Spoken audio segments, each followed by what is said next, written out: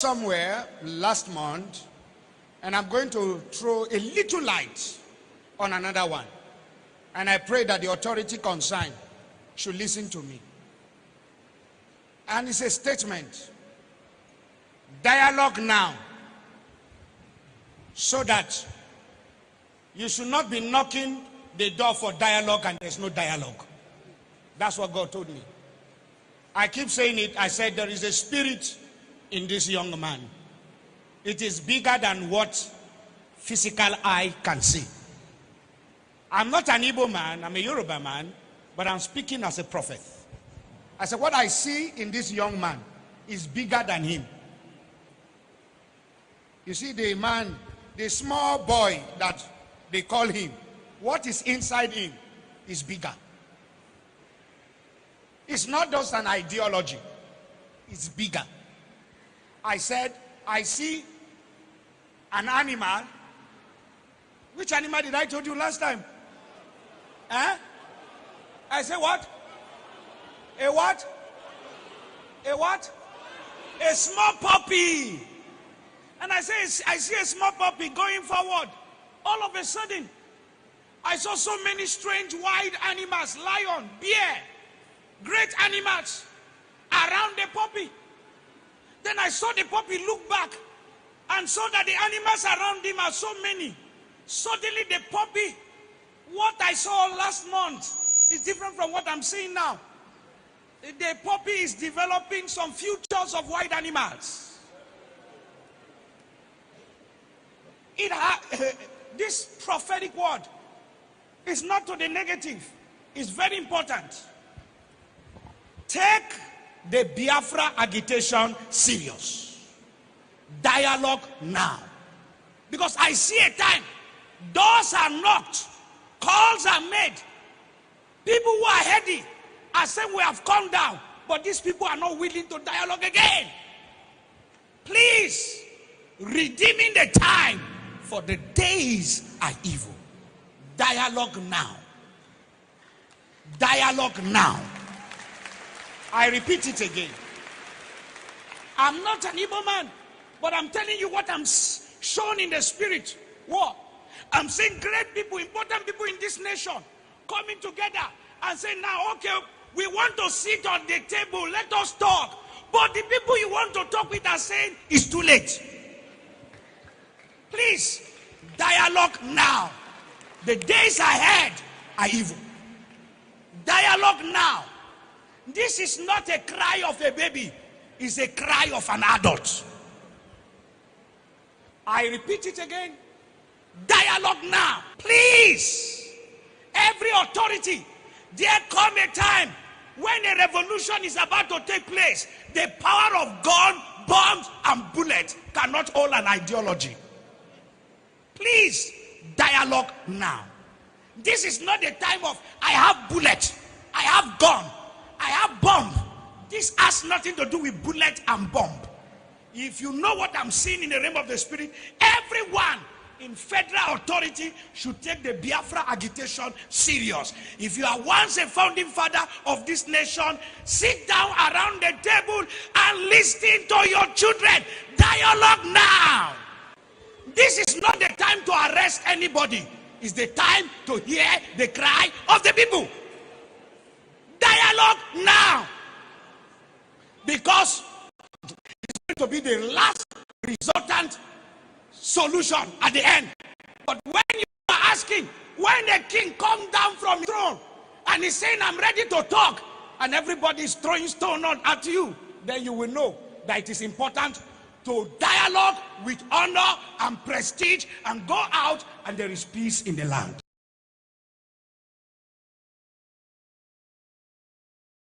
Fellow Nigerian, in search of excellence for Africa, my mission remains to create awareness, advance practical solutions, and transform mindsets via case studies. Together, let's midwife deliverance for our race, country, and continent. Please share this video. I am Dr. Israel Noyerem Davidson. Thank you.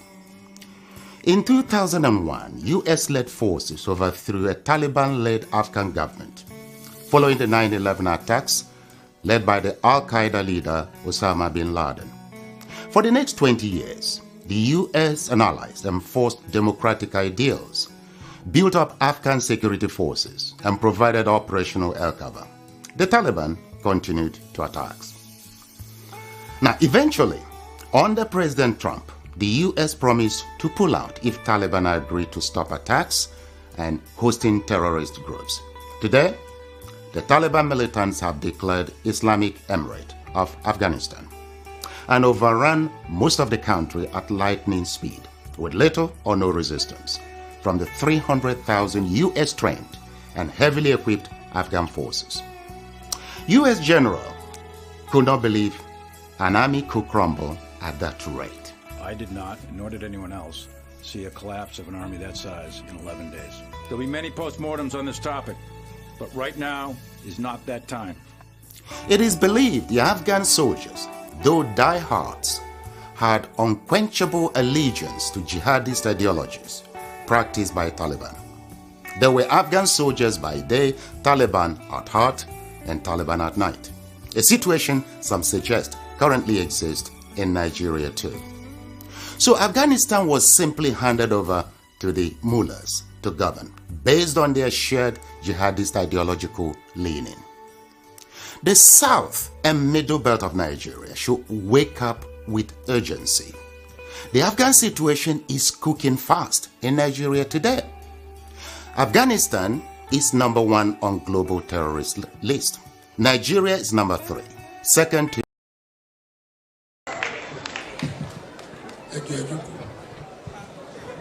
Please be seated.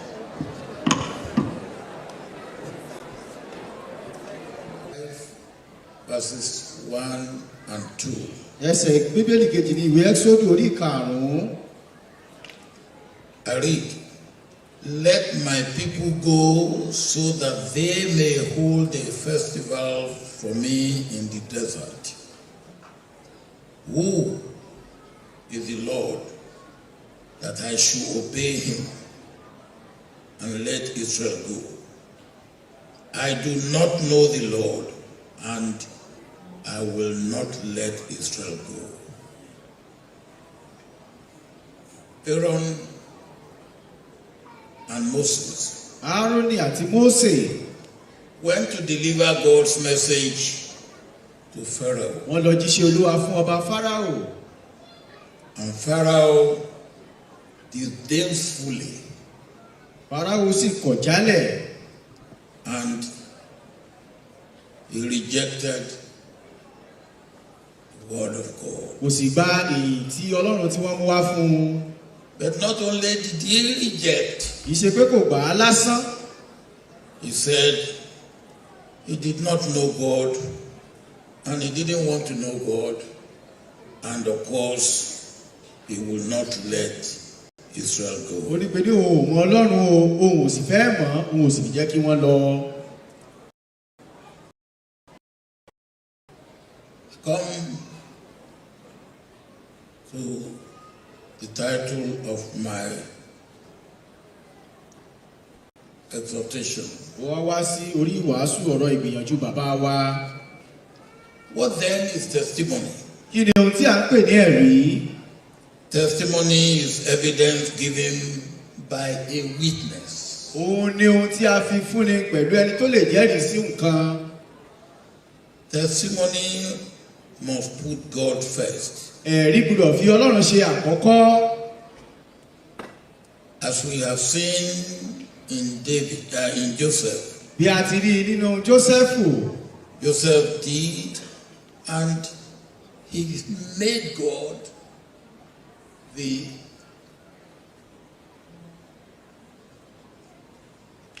actual interpreter of dreams. Tó fi Ọlọ́run ṣe olùtúmọ̀ àwọn àlá rẹ̀ gbogbo.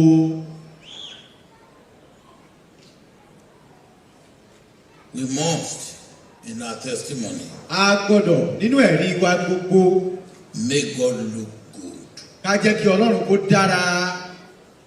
There will be people Àwọn èèyàn yóò wà like Pharaoh bíi Fáráò. in in our second passage. Nínú ẹsẹ̀ Bíbélì kejì tí a kà. And you remember he said, I do not know the Lord. Tí a rántí pé sọ pé òun Ọlọ́run. Let Israel go. O sì jẹ́ kí àwọn Ísírẹ́lì kó lọ. You did not know the Lord. Wọn kò ló wà.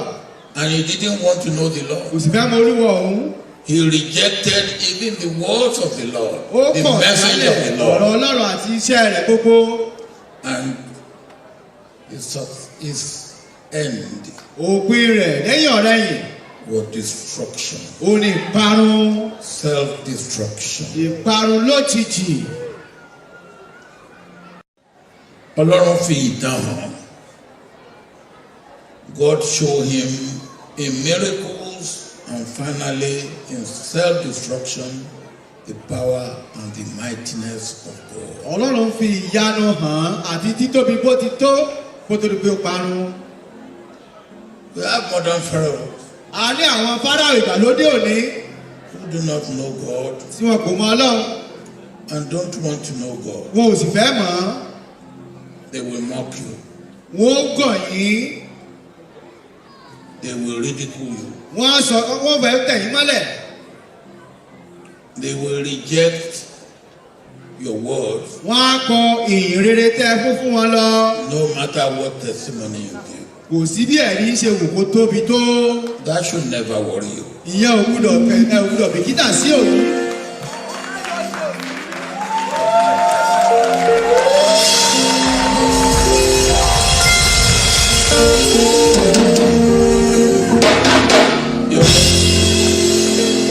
You must stand firm and still proclaim your faith. Ẹ pọ̀ dúró ṣinṣin láti máa polongo ìgbàgbọ́ yìí.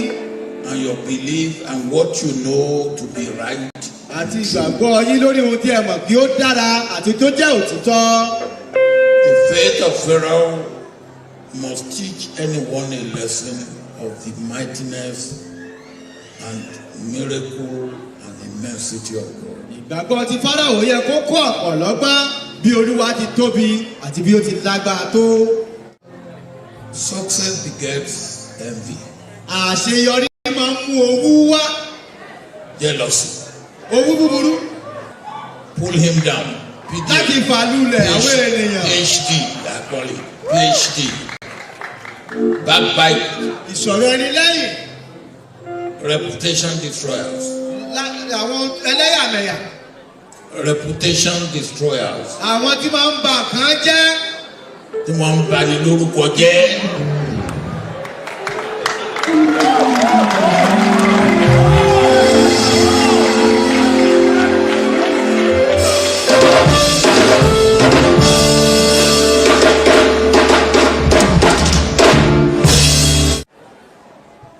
In all things be above board. Nínú gbogbo. Be above board. Ẹ jẹ́ kí gbogbo kó máa wà lórí.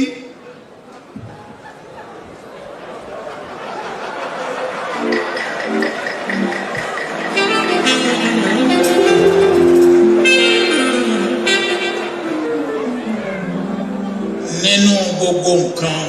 In all things. Ọ̀rọ̀ rẹ gbọ́dọ̀ mọ́. Ọwọ́ rẹ gbọ́dọ̀ mọ́. Your hand must be pure. Ọkàn rẹ gbọ́dọ̀ mọ́. Your heart must be pure. Ayé rẹ gbọ́dọ̀ mọ́. Your life as well.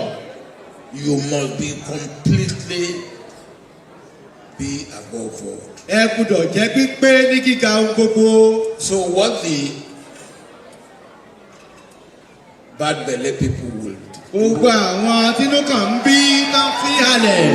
And what they will say, what they will do and say will not matter. Kò jámọ̀ kankan. Once your life remains absolutely clean. Bí ayé yín bá wà nínú.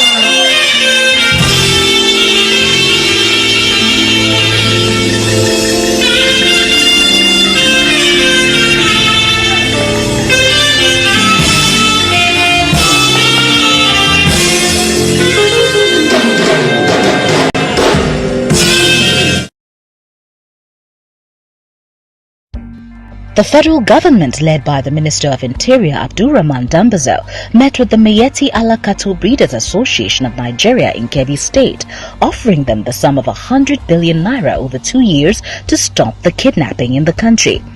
The meeting lasted over 4 hours on Friday as negotiations dragged on, with the association initially asking for 160 billion naira.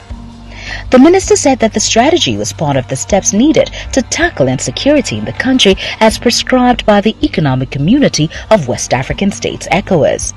The headsman crisis has risen since 2015 after Muhammadu Buhari became president. Their rampage has spread not only in the north but also throughout the southern zones of the country. The killings by the headsmen has led them to be tagged the fourth most dangerous and deadly terrorist group in the world by the World Terror Index. The acting Inspector General of Police, Muhammad Adamu, who was also at the meeting in Kebbi State, added that over 1,000 people have been killed and many more kidnapped in Kaduna. However, he said that this intervention was necessary to bring the criminals to book. The Kebbi State Governor Atiku Bagudu said hosting the meeting in his state shows the seriousness of President Muhammadu Buhari's administration in tackling the security challenges in the country. Responding, the president of the association, Alhaji Muhammad Kirua, said the meeting would serve as a foundation for peace between the Fulani headsmen and farmers and among Fulanis themselves. Roots TV, Nigeria.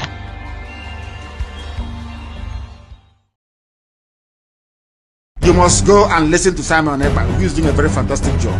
Very great job that Simon Ekpa is doing. Very, absolutely fantastic job that he's doing. You must listen to him and share his videos accordingly. Very, very important. He is bringing a new dimension to this very awareness that we are making, and you must listen to him. Very, very important. Assalamu alaikum. What is Nnamdi Kanu still doing in the DSF's custody? An order has been given from the court to the government that Nnamdi Kanu should be returned back to Kenya, and he should be compensated with a sum of 500 million naira, but he is still in their custody. Why? Why? Has Nigeria gotten to a level that we don't have laws any longer? We don't abide by the rules and regulations given to us? If we are to break these rules, oh, what a pity to us. But now, it's for the government to do what is right, but they are not. Instead, discrimination, tribalism, ethnicity has become the order of the day for them. And I don't know what they are putting in the minds of the Southeast and the Northerners. Because we, the Northerners, are the ones being affected. Why? Because the people ruling us are from the North. I blame them. See, there is no way I will blame the Southeast if they think of having their own nation, with the way things are going, with the way our governments are taking things in on serious. Let me say it that way. If you are making us look, I never for once loved the Southeast. The only thing I had for them then was hatred, but I came to realize that this is not how it's supposed to be. Then let the government do what is right. If an order has been given, an order is an order. Let's abide, let's go by that order. Not bringing in discrimination, bringing our tribalism into our mind. Oh, come on. That is not what we are out for. And that is why we will keep fighting till what we are looking for is achieved. Please, this man should be returned back to Kenya, because he was kidnapped to this place. If I was being kidnapped, I would not be happy about it too. Let me be realistic and let me be sincere about it. Please, my viewers, share this video. Let it go viral so that all citizens, all masses of this country will see it, because Nigeria is no longer a lawful state or a lawful country any longer. We have rules and regulations. Let's go by that. Let's abide by it. An order is an order, like I said. And we, the Northerners, we want to be our brother's keeper. We don't want the Southeast to see us as if we are the enemies. We don't want to be their enemy, and we don't want them to be our enemy also. So let the government do what is appropriate. please and please share this video so it go viral.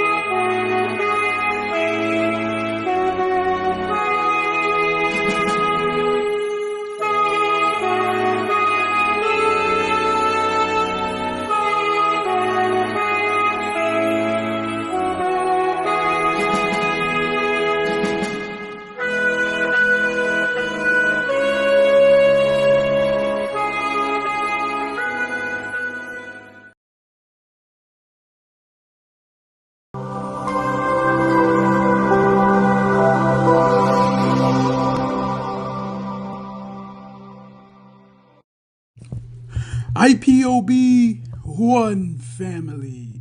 Biafrans all over the world, if we want safety and security for our people, then let's continue to support Eastern Security Network. All donations are welcome. No contribution is too small or too large. Do your part, knowing that freedom is in our hands and together we must all rise to the occasion. Go to our website to make your contribution, www.ipobinUSA.org/donate. And remember that freedom is not free, but together we restore it, farm by farm, forest by forest, house by house, and street by street.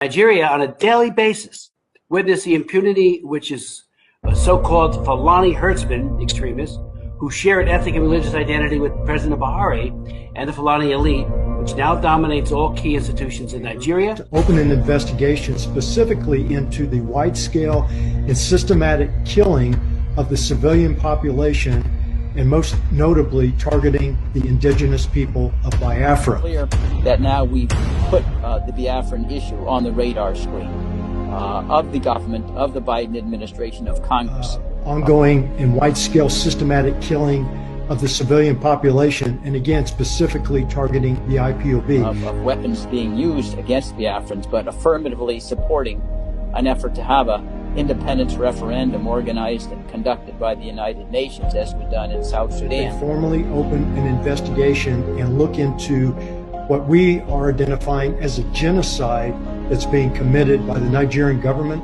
and extremist Fulanis against the indigenous people of Biafra. There's been enough of an experience since 1960 to suggest there simply is not a way, given the history of division between the Fulani and the Biafrans, to think that they can coexist under a single sovereign roof.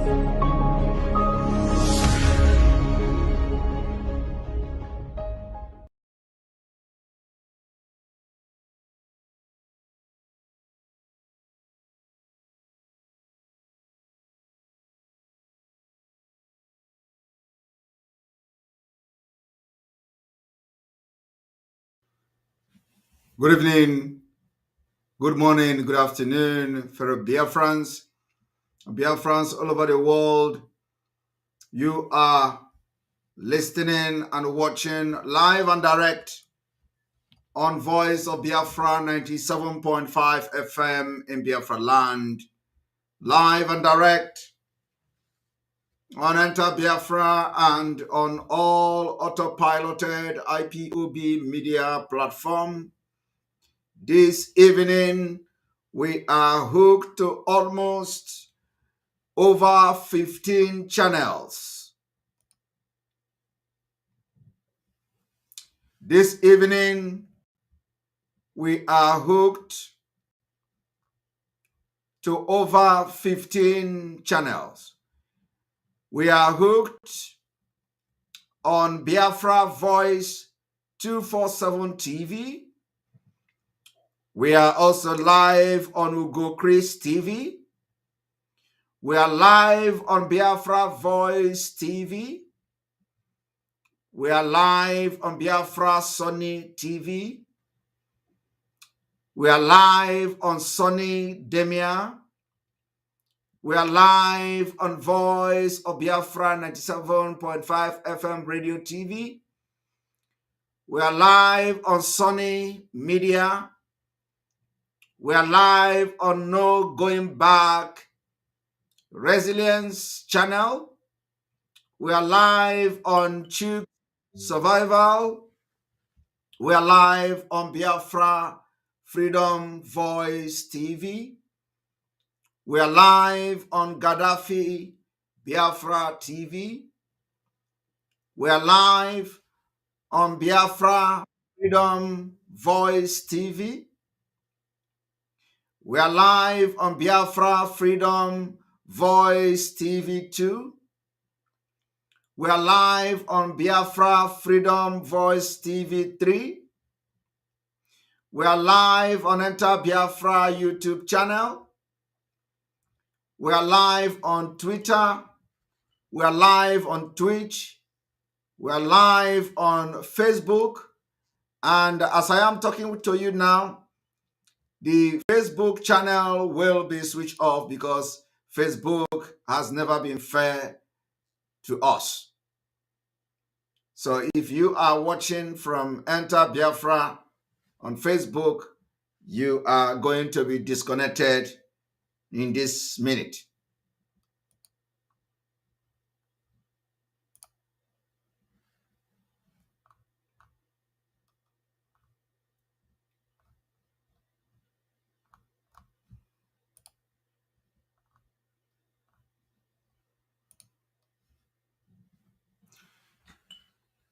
Thank you all for being part of this particular program today.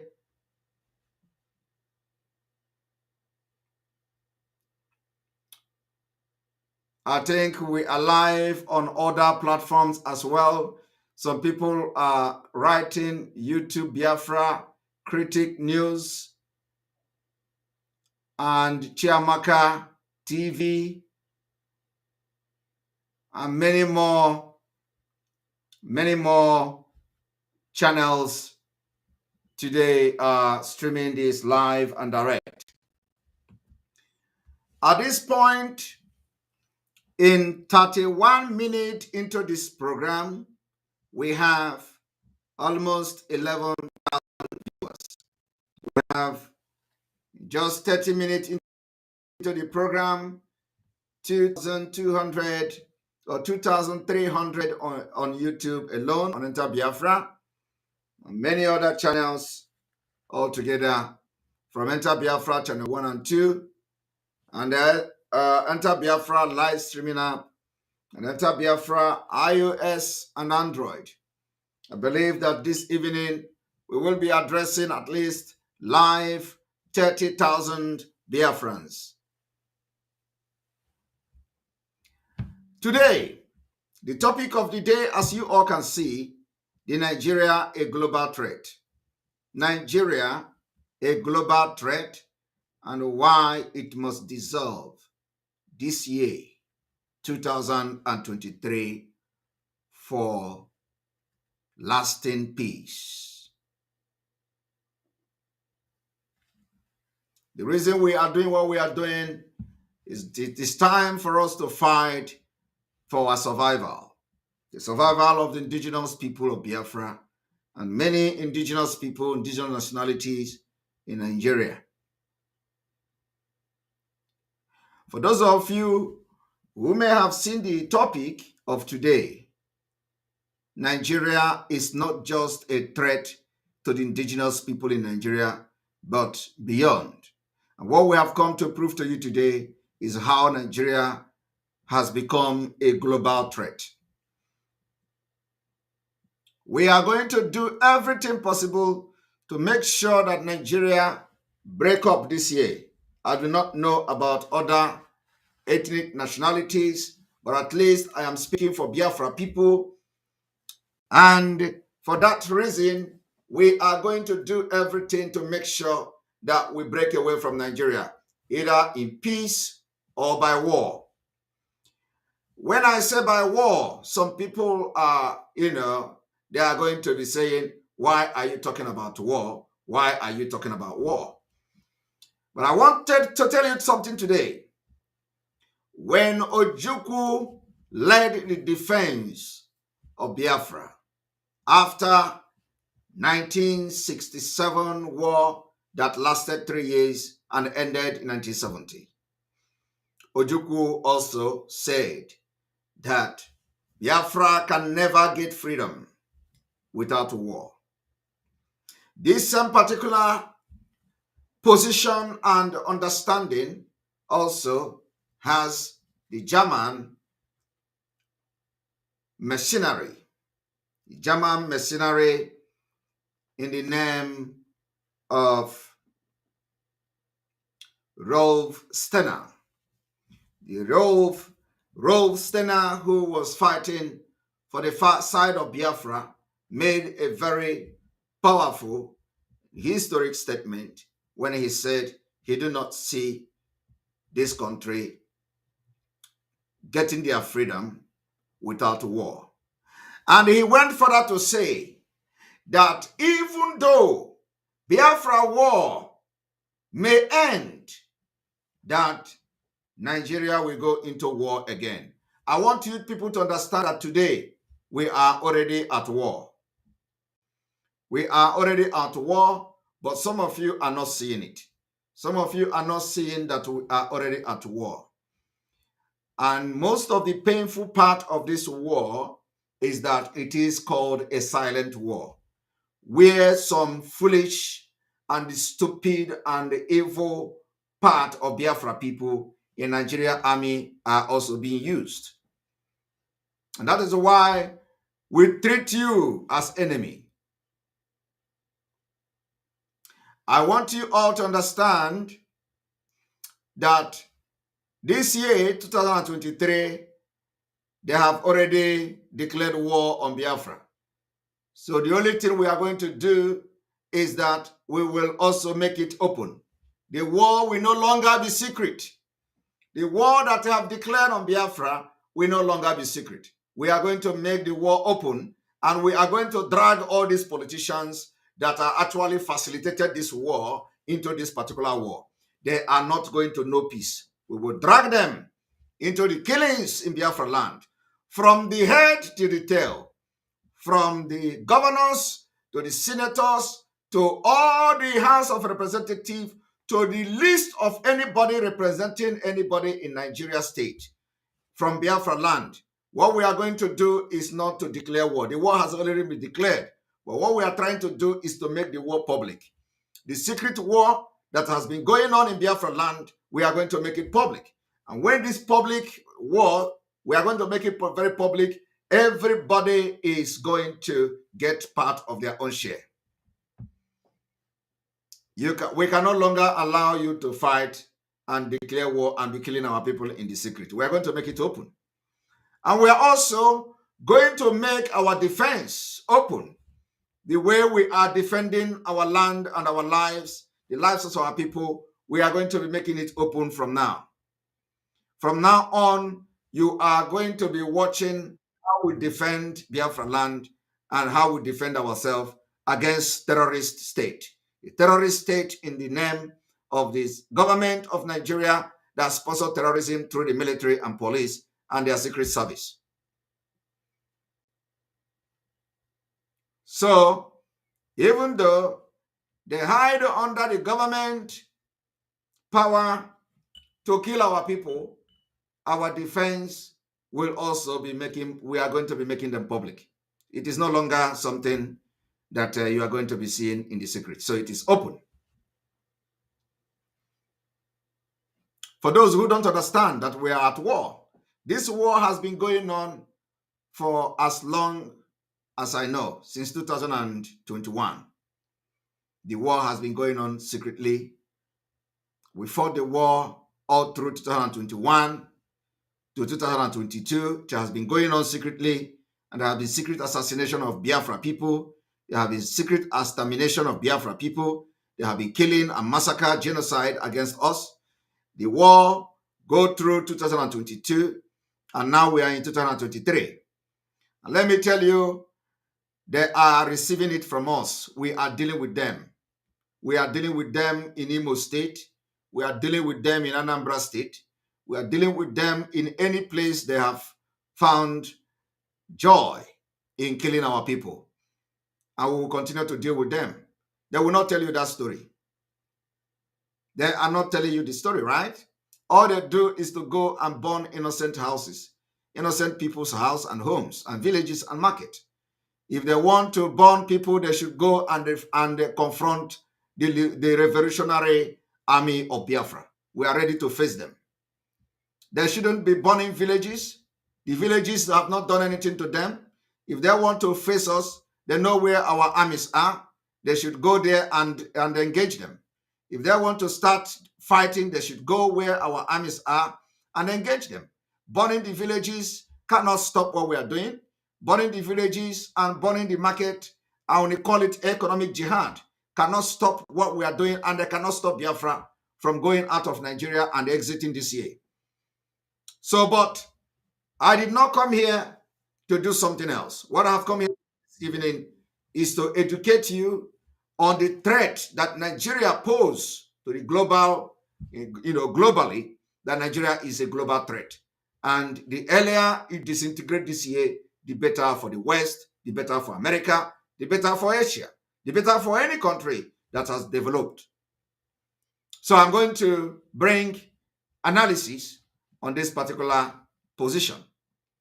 And before I do that, I would like to bring the video of the son of Philip Effiong, who made a very historic quote after the war, that if Nigeria do not treat Biafra people very good and respect them, their children will rise up against them.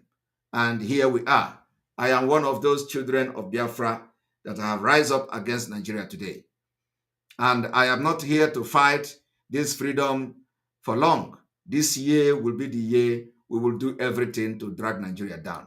So I want all of you to listen as this man, who is the son of Philip Effiong, analyze the situation of Biafra. This is in-depth analysis. And it was bound to happen that people would rise up.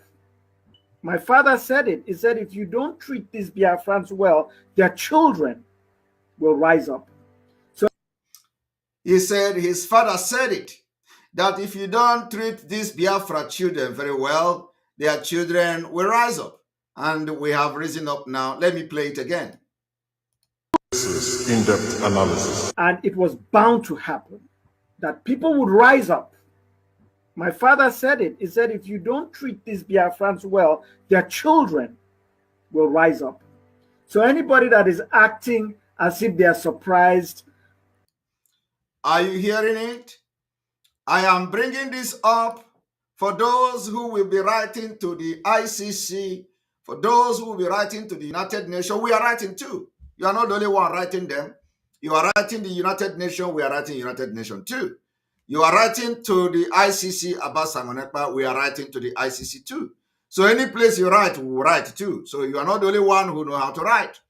So I want you all to listen to the history that God is using us to fulfill today.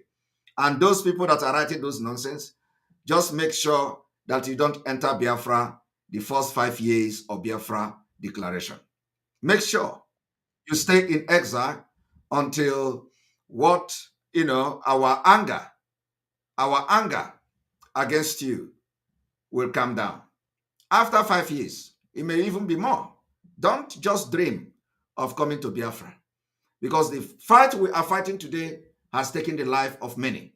So if all you do is to sit in one small place in Germany or other places to be writing rubbish, countering Biafra freedom, make sure, because we have all your informations, we have your name, we have your everything, and just make sure you don't enter Biafra the first 5 years to 10 years of Biafra declaration. Don't enter. I am telling you the fact. We may not do like the Mossad. We may not do like Israel, like what they did in the past, hunting those who were sabotaging and who have become terrorists, killing Israelis all over the world. They hunted them in Europe. They hunted them anywhere they are. We are not going to do that. We're not going to do that. But what we are telling you is that as you have made yourself the two against the freedom of Biafra people, just remain where you are. After 5 years, when we have declared Biafra, do not come. I'm just giving you a tip that don't come. Don't come. Remain where you are, because we know you all of you from A to Z. But this is not the time to address that. So I want everybody to listen to this. This is in-depth analysis. And it was bound to happen that people would rise up. My father said it. He said, if you don't treat these Biafrans well, their children will rise up. So anybody that is acting as if they are surprised, they're either ignorant or they don't want to face reality. So when the people rise up and begin to agitate, like IPOB and other groups, what you need to do is give them a space. What a true leader does is create space for dialogue. Now, one of the things I praise IPOB and other pro-Biafran groups for, because I know there have been others, is that they have finally brought this story to light. They played a key role, so they must be commended for doing that. Otherwise, the Biafra story, which his father said that if you do not treat their parent good, their children will rise against you. He acknowledged that finally we have brought the Biafra story to life. I'm going to shock many people today with the exposition we are here to do. So we have just confirmed that this Biafra story, that many people were killed in order to even continue to kill today. Today they have decided that if you talk about Biafra, you are dead. They're going to kill you. They're going to burn your house and everything. And that's exactly what is going on. But what little did they know that not even that can stop us. That can make us very strong. But now that we are going into an open confrontation, which is going to start very soon, I want everybody to listen because we are going to drag all of them into this. There will never be peace until you allow Biafra people to decide their fate in that region. It is the right. Where your rights stop is where other person's rights start. It's our right to freedom, and that is what we are fighting for. And if you think that you are more in number, you conduct a referendum and let us see how it goes. But I want everyone to listen to this particular analysis. Otherwise, nobody would care about the tragedy of our history. You know, a lot of people talk about Chimamanda's Half of a Yellow Sun as bringing the story to light. In a sense, yes. But even her book received the attention it did partly because of pro-Biafra groups and struggles. Self-determination is something that we must continue to aspire for. You know, it's not about young people only. It's not about any group of people. It's not about Igbos. It's about self-determination. And if you look at most of us here, we come from lands that provide Nigeria with majority of its wealth. And people have called us minorities. And we're tired of that. By the way, you also have oil on Igbo land, you know, so let's not let's make that fact clear, because it's also being used against the Igbos, the fact that they want to come and take other people's oil. Did you hear that?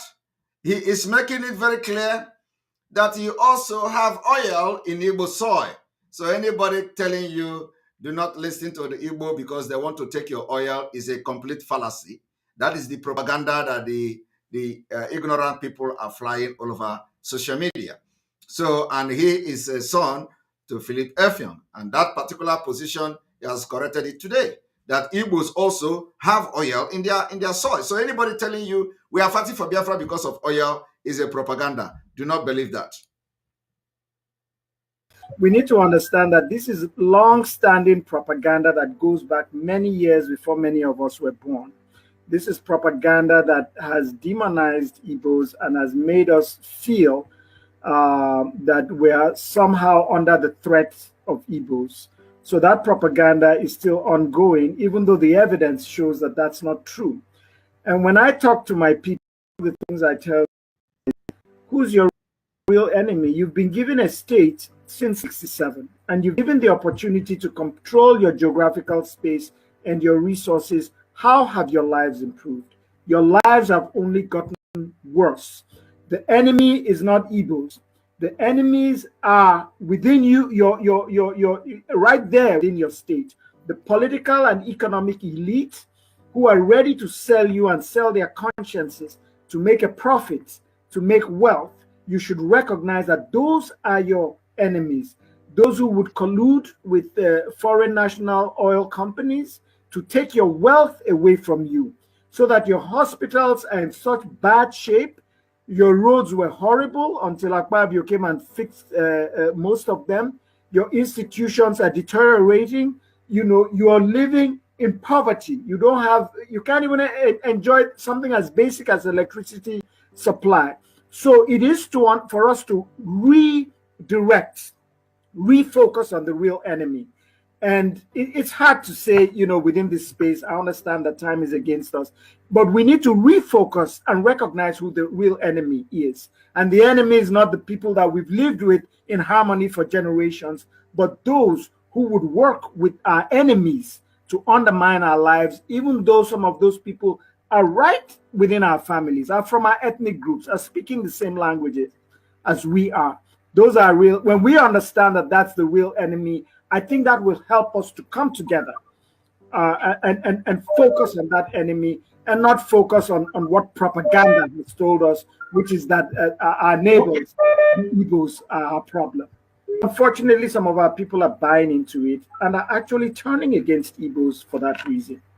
If you look at people that were killed during the second coup,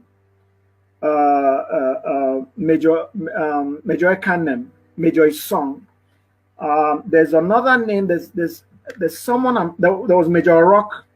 There was I'm trying to remember the name of someone from what is today the present Rivers State, and many others that people don't want to focus on because they want to make it seem as if it was just Igbos. Or what about the governor of the Western region? I'm trying to remember. And if someone remembers his name, let me know. He was with Ironsi when Ironsi was abducted. The name will come back. Fajuyi, that's his name. Yeah, Colonel Fajuyi. That's a Yoruba man that was killed.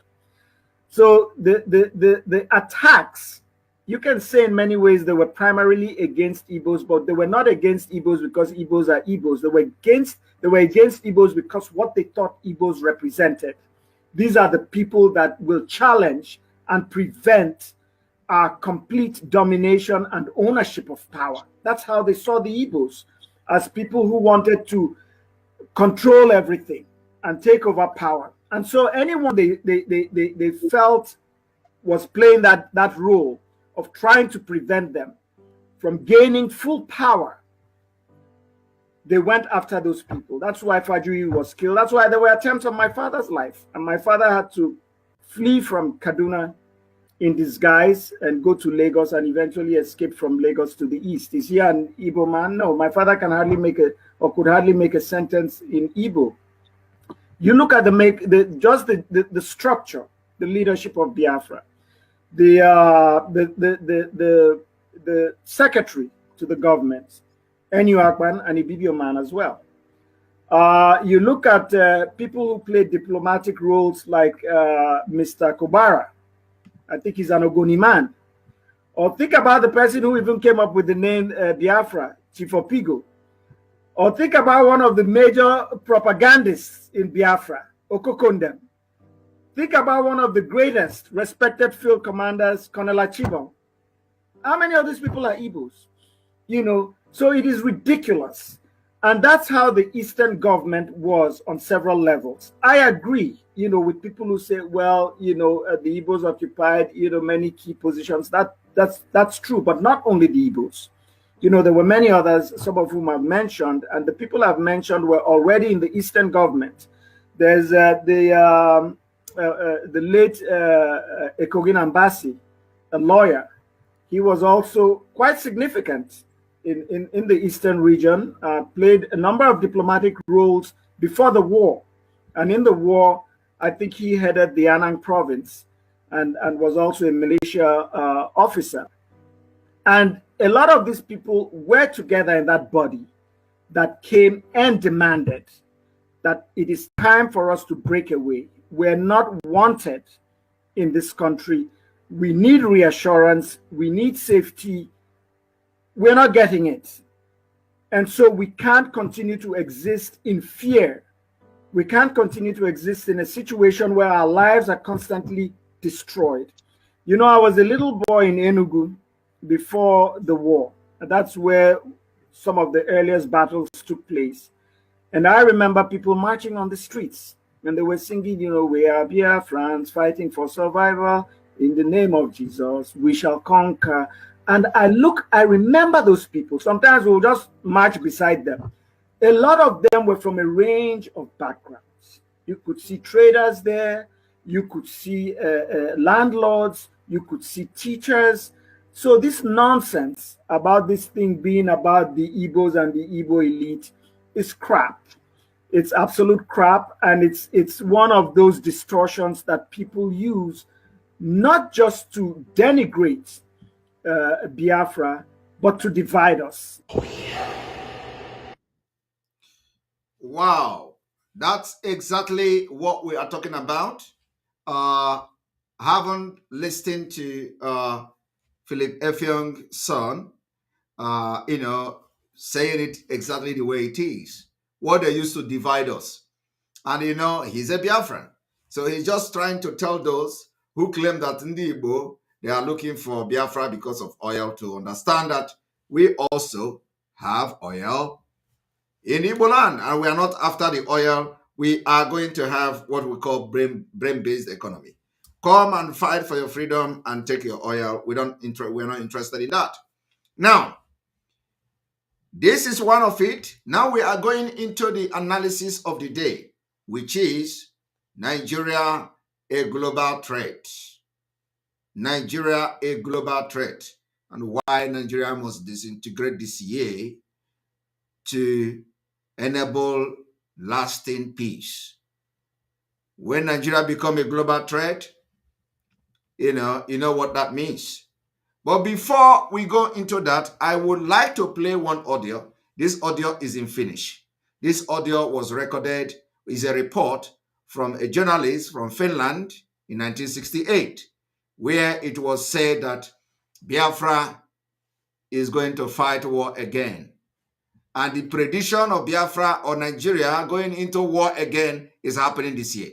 The only difference is that this war is not going to be Biafra-Nigeria war. It is going to be the indigenous people in Nigeria versus the Fulani terrorists. And that's exactly what is happening. And it is going to lead to the disintegration of Nigeria for peace to come to the entire Sahel region. And by extension, to the West and to America, that Nigeria is going to sponsor terrorism if you do not disintegrate Nigeria today. I want everybody to listen to the reporter from Finland. Nigerian liittovaltiosta eronneen Biafran takaisin palauttamiseksi käyty sota on nyt raivonut 14 kuukautta ja Biafran alue on pienentynyt kolmannekseensa. Liittovaltion joukot ovat katkaisseet kaikki maa- ja meriyhteydet ulkomaailmaan ja ainoa tie ulos Biafrasta kulkee lentokentän kautta.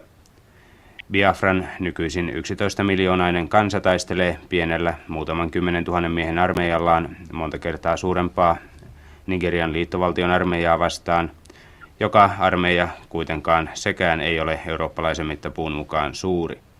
Sotaa käydään melkein yksinomaan teitä pitkin ja biafralaiset ovat joutuneet perääntymään kuukausi kuukaudelta, kilometri kilometriltä, hitaasti, mutta varmasti. Suurimmat taistelut käydään tällä hetkellä eteläisellä rintamalohkolla ja vastakkain armeijoiden komentajina ovat siellä raakuudestaan kuuluisa kenraali Adekundle Nigerian puolella ja saksalaissyntyinen ammattisotilas kenraali Rudolf Steiner biafralaisten puolella. Rudolf Steiner on 38-vuotias Ranskan muukalaislegioonan entinen kersantti, joka tuli Biafraan viime joulukuussa ja nimitettiin nykyiseen asemaansa elokuussa. Viime torstaina hän kuvasi Abassa sotilaallista tilannetta omalla lohkollaan seuraavaan tapaan. Wenn wir genauso viel Waffen und Munition hätten wie der Feind, in drei Monaten wäre der Krieg zu Ende. Aber nun? Nun, das kommt drauf an. Ich rechne mit Hilfe. Jos meillä olisi yhtä paljon ammuksia ja aseita kuin vihollisella, loppuisi sota 3 kuukaudessa, sanoo kenraali Steiner. Mutta nyt lasken kaiken avun varaan, vaikka tästä asiasta ei ole esitettävissä mitään kouriin tuntuvaa. Nykyisellä avustusmäärällä, jonka me saamme, ja jos se pysyy ennallaan, sota kestää 1–5 vuoteen. Uskon, että aivan lähiaikoja ajatellen sissisota on ainoa tai paras keino vapauttaa tämä maa eräänä päivänä. I want you to understand, this is the only thing I want you to listen. And this is the only thing I want to interpret. Senator Rolf Stenal said it very clear that he believed that Biafra will be free from Nigeria, but that would not happen without war. He believed also that someday Biafra, Nigeria, is going to go into war again for the second time. And by then, Biafra will be freed. You see, it is important for you to follow history. Follow history so that you will not be misled. The Rolf Steiner said from his experience that there is no way Nigeria will remain as one country. That one day Nigeria will go into war again and Biafra will get freedom. And they're going to get that freedom through war. As I'm talking to you now, the war have started. The war that this Rolf Steiner was predicting, including Ojukwu was predicting, have already started. You are not seeing it. We will make it public now. From today, we're going to be making this war. Of course, you see the way they are burning, they are burning our places and all that. That is war going on. Apart from the fact that they are killing our young men and all that, war is already going on. But what I want to tell you is that they are also going down. They come to kill in our land. We also defend ourselves. And they are not finding it easy. They are too ashamed to say it. They are too ashamed to make it public. So the secret war has been going on for 2 years. A lot of you don't know what you call insecurity is not insecurity. They present it. They come to tell you this one is a criminal, that one is a criminal.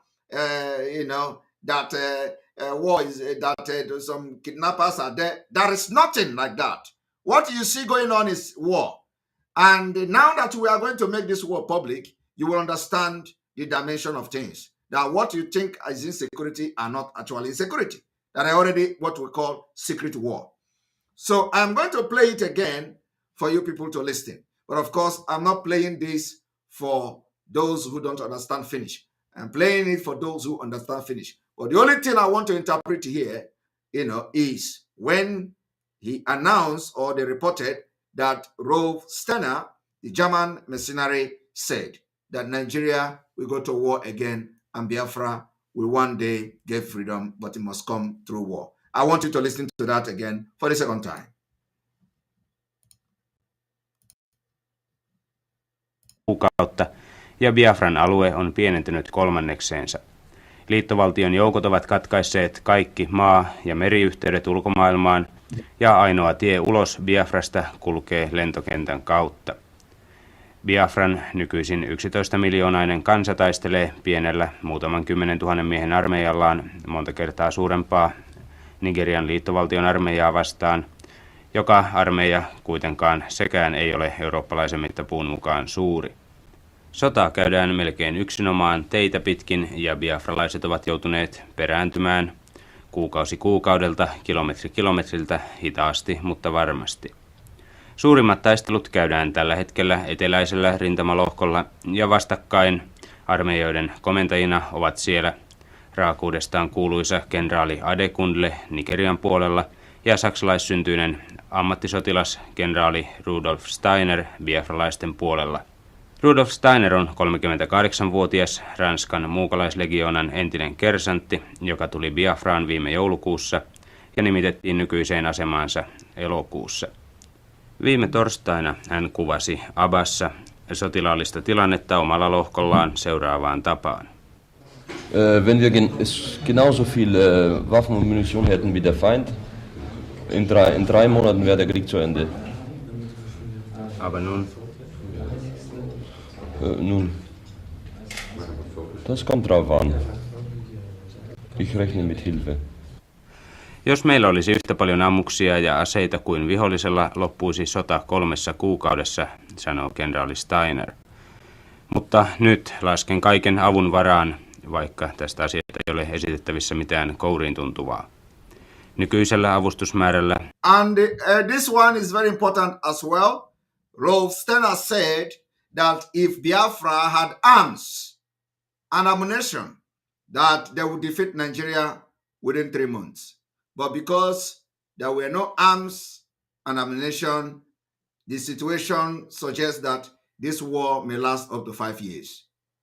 You see, there's something they are afraid of today. When you talk, they tell you, where is the weapon?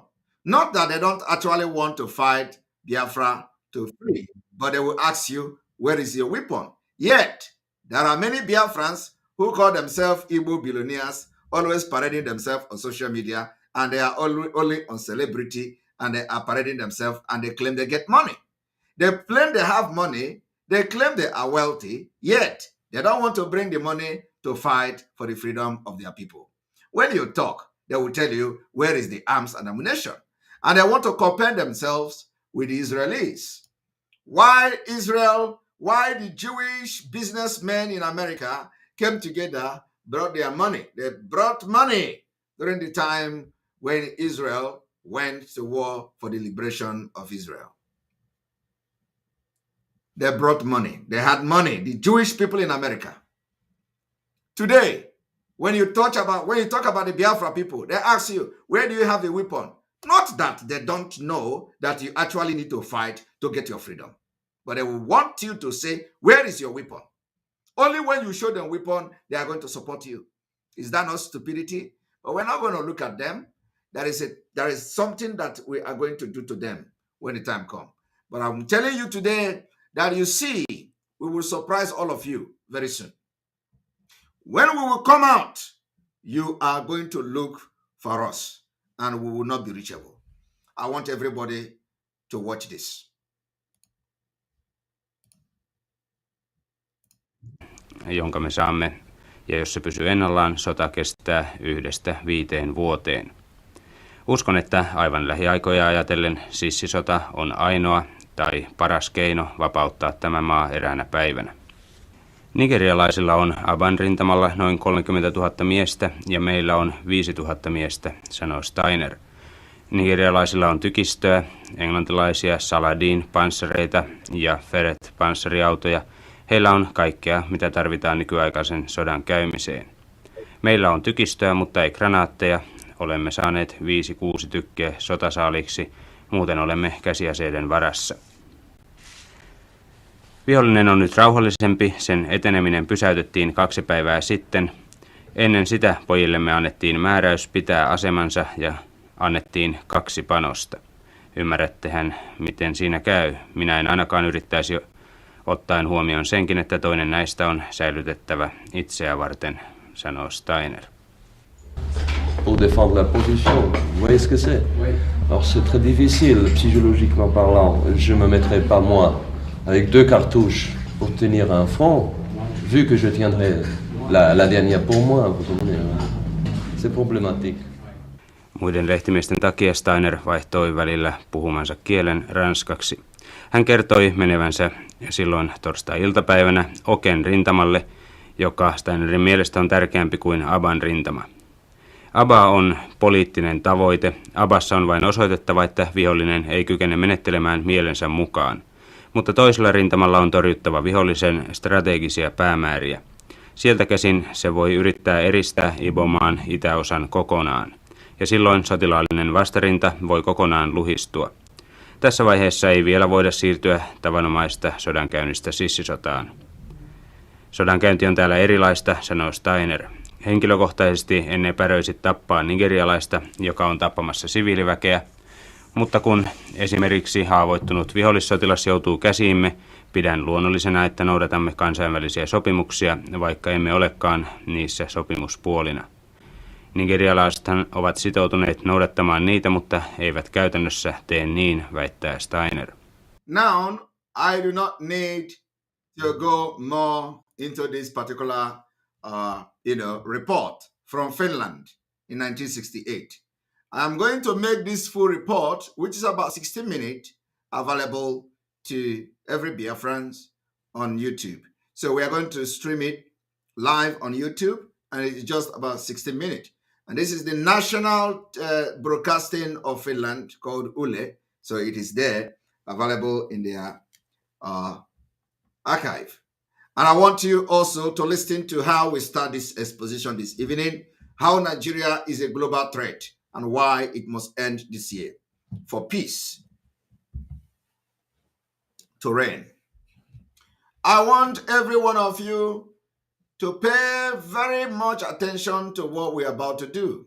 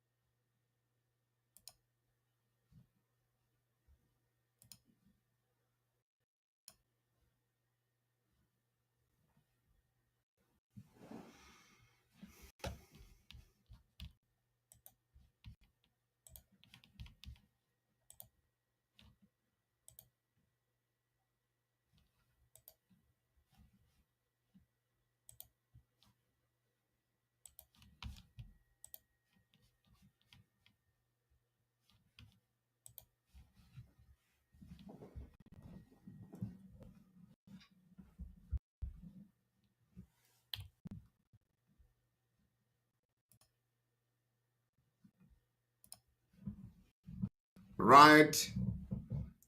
We have activated the membership only because of the people constituting nuisance here.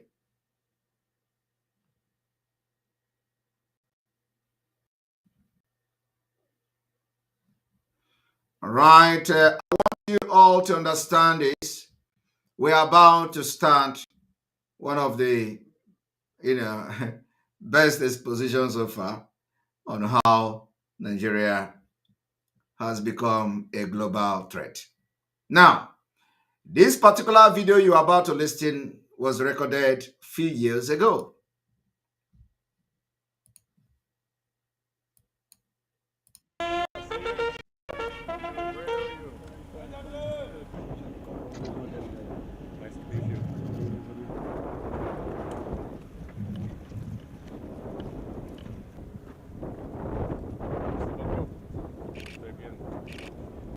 They're willing to cooperate because of that, because they know each other, because there's some tribal ties and engagements that allow them to work together, whereas in other parts of the world they have different objectives and a little bit different view, and so that tends to bring Islamic State and Al-Qaeda into conflict. Here they're able to overcome that, and that's what and work for a common purpose in their mind. Now he is explaining that in Nigeria, in Sahel, in Africa, the Islamic State has been able to overcome their differences, and they are now working for the same purpose. And this has happened only in Nigeria and the Sahel region. The Al-Qaeda, the Islamic State, and all terrorists have been able to overcome their differences in that Nigeria and in the entire region. And the reason why they overcome their differences is because they want to make Nigeria their safe haven. I want you all to listen to this. Mike, after the fall of Kabul, we are having a very important, very, very important exposition today. Because some of you do not understand what is going on, and you need to understand what is going on.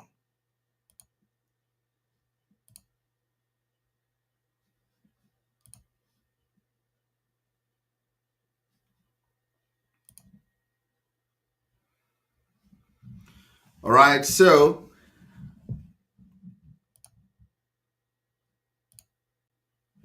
now we go. We are going to start by playing the first video, or the second video, sorry. Or let's say the first video. Yeah.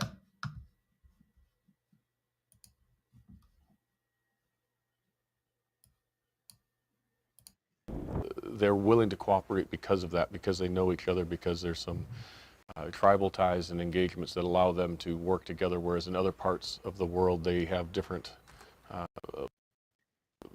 little bit different view, and so that tends to bring Islamic State and Al-Qaeda into conflict. Here they're able to overcome that, and that's what and work for a common purpose in their mind.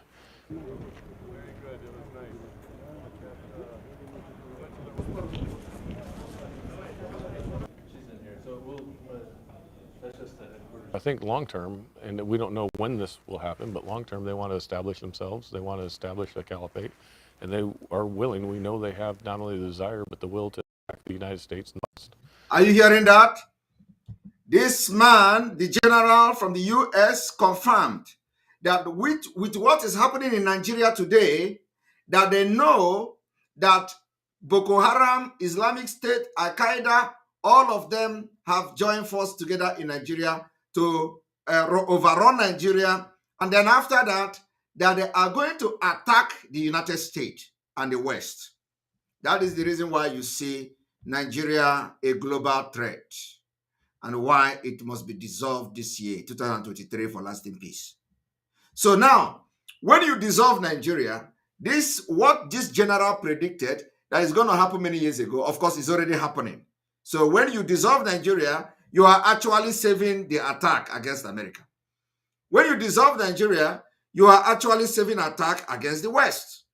When you dissolve Nigeria, you are also saving the life of African people. You are also saving the life of Biafrans.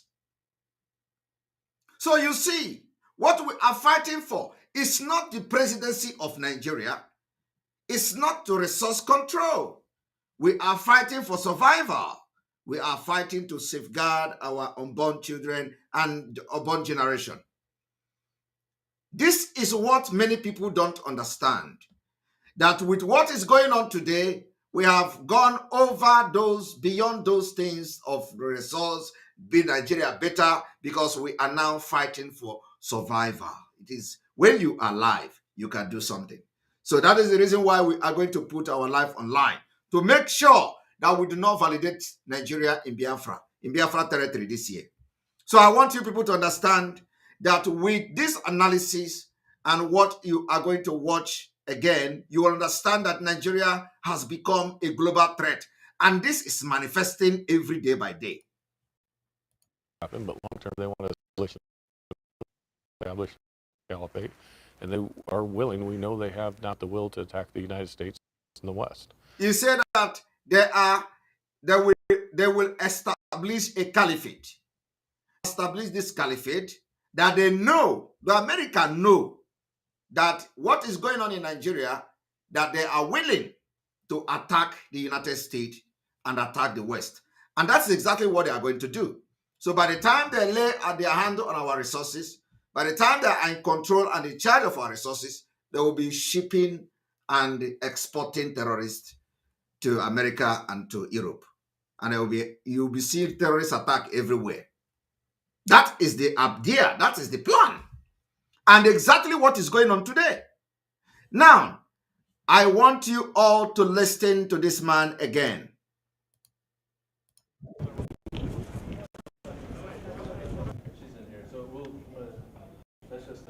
I think long term, and we don't know when this will happen, but long term they want to... He said long time, and that they don't know when this thing is going to happen. Today, I am telling America Intelligence Agency that thing they said they don't know when it is going to start happening has started happening now. He said here that he don't know when it will happen. He said they don't know when it will start to happen. So I am calling the attention that it is happening now. And that is why everybody must keep quiet. Why we make sure we dissolve Nigeria this year. You must keep quiet. Don't interfere. Since you cannot bring solution, don't interfere. We have the solution and we are going to solve our problem by ourselves. Nobody should interfere anywhere. If you bring arms to support Nigeria, we will fight you.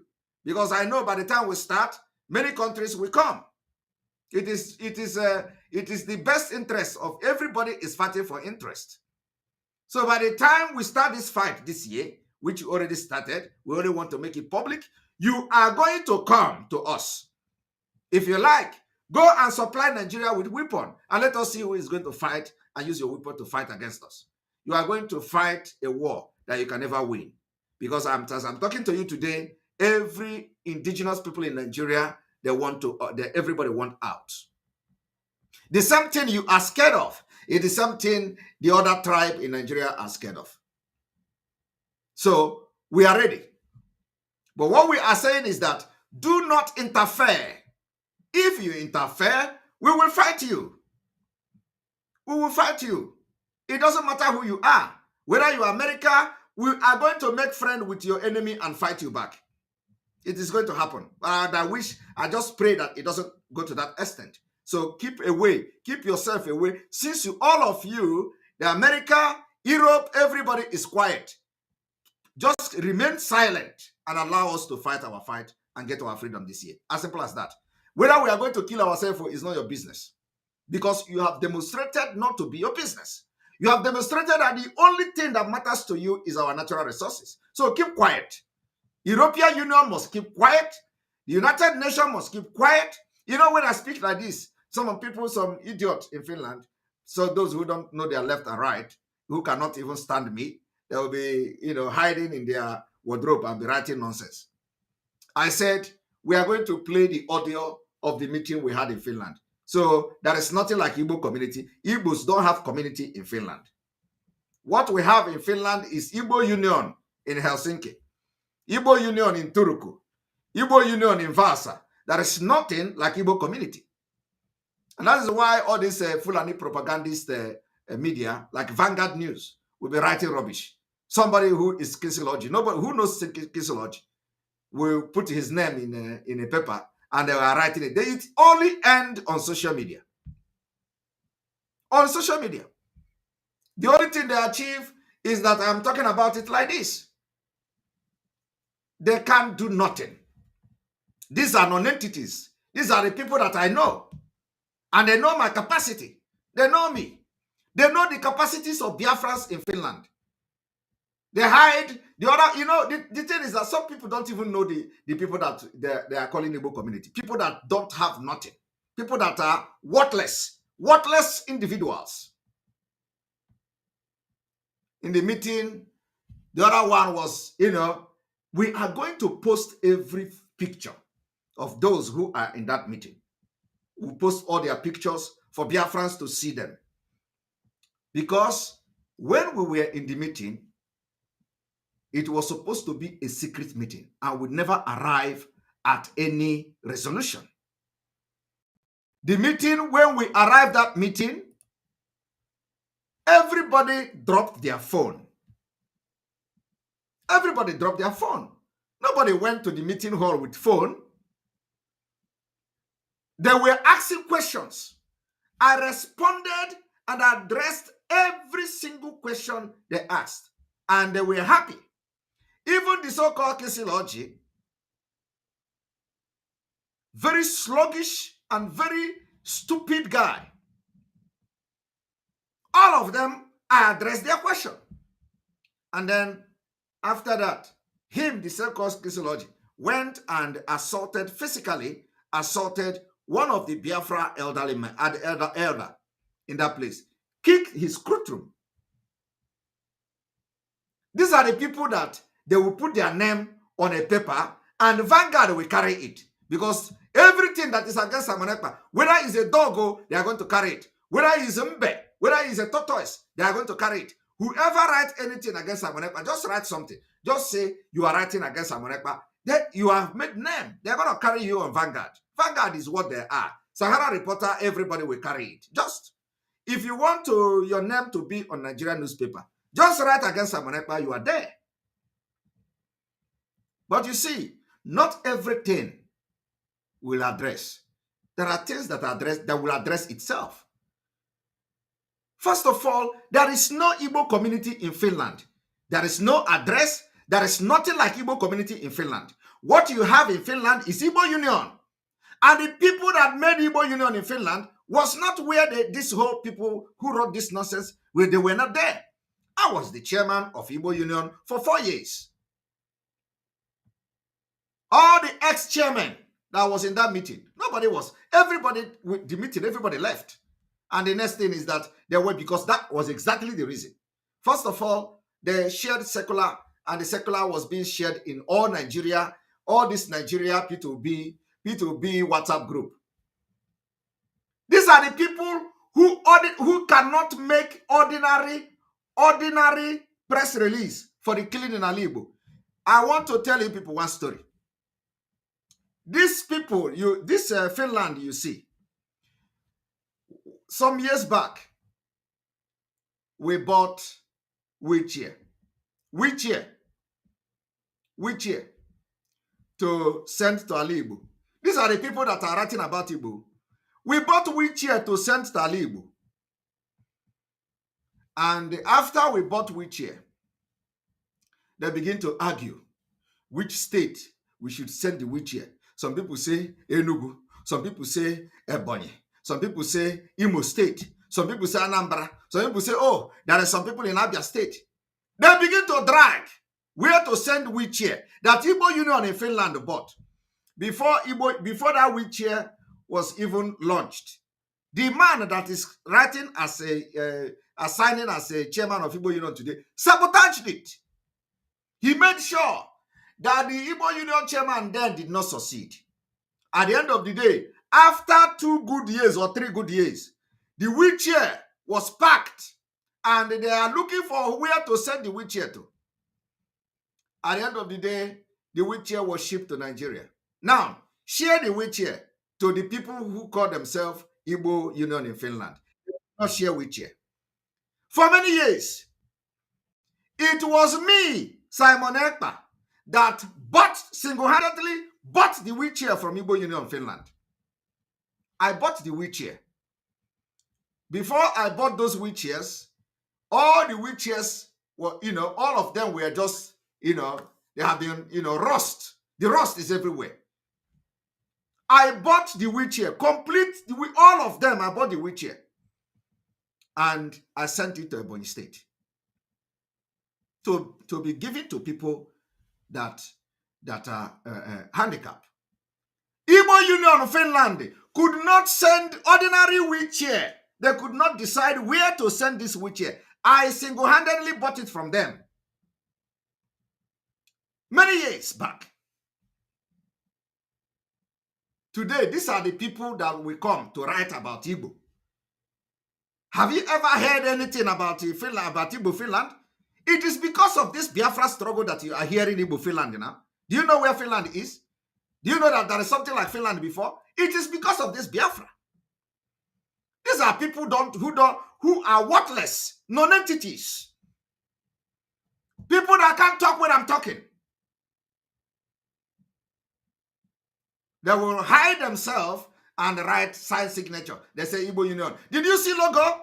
Have you not seen the thing they say a letter from Igbo community? Is that how Igbo community should be? It is just desperation. Desperate. Igbo community that doesn't have logo. Igbo community that doesn't have address. Igbo community that just writes in paper. Isn't that not an insult? There is nothing like Igbo community in Finland. Like I'm saying it now, it's in public. They could not, this Igbo Finland, Igbo Union in Finland, they could not, nothing. When I was the chairman, I was the one that saw the offer. When I was the chairman of Igbo Union in Finland, Finland recognized Igbo Union. We were inducted into Finland 100 years anniversary. I did it, including finance.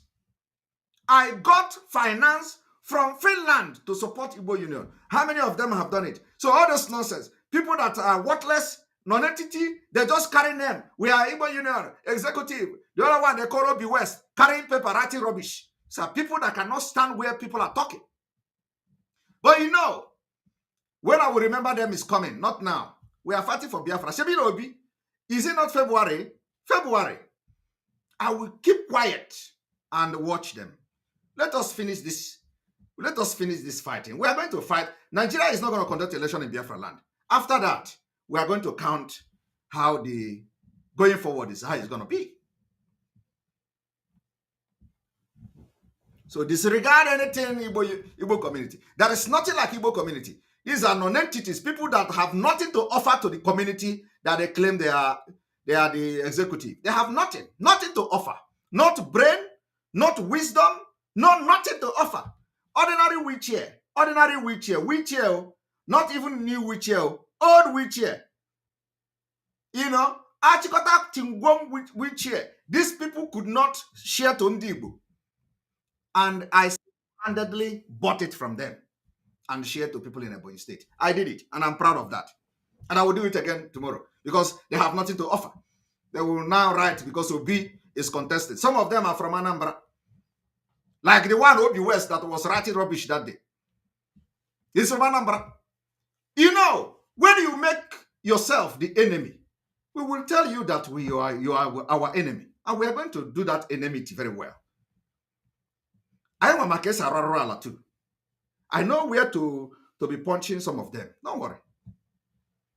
So, I want you people to understand that the phase where this struggle is now is not a phase. You know, they think that we are, it is the, what we, come and talk. You are just on social media, blog, and we are going to shock them. I want you people to understand what we are doing now is to save life, to save globe, to save the world, to save America, to save the West. Because if you allow Nigeria to stay the way it is today, it will become the worst thing that will happen to this planet. And once they lay their hand on the resources in our land, Fulanize those, turn out into Islamic State, it becomes a problem to America and to the West. And we don't want that. It is not because we are fighting for America. We are not fighting for America. We are not fighting for the West. We are fighting for ourselves. But by extension, our action today will save the America. Our action today will save the West. But we are not fighting for the West. They can fight for themselves. And I want you people to understand this. I want you to listen and pay attention very, very attentively.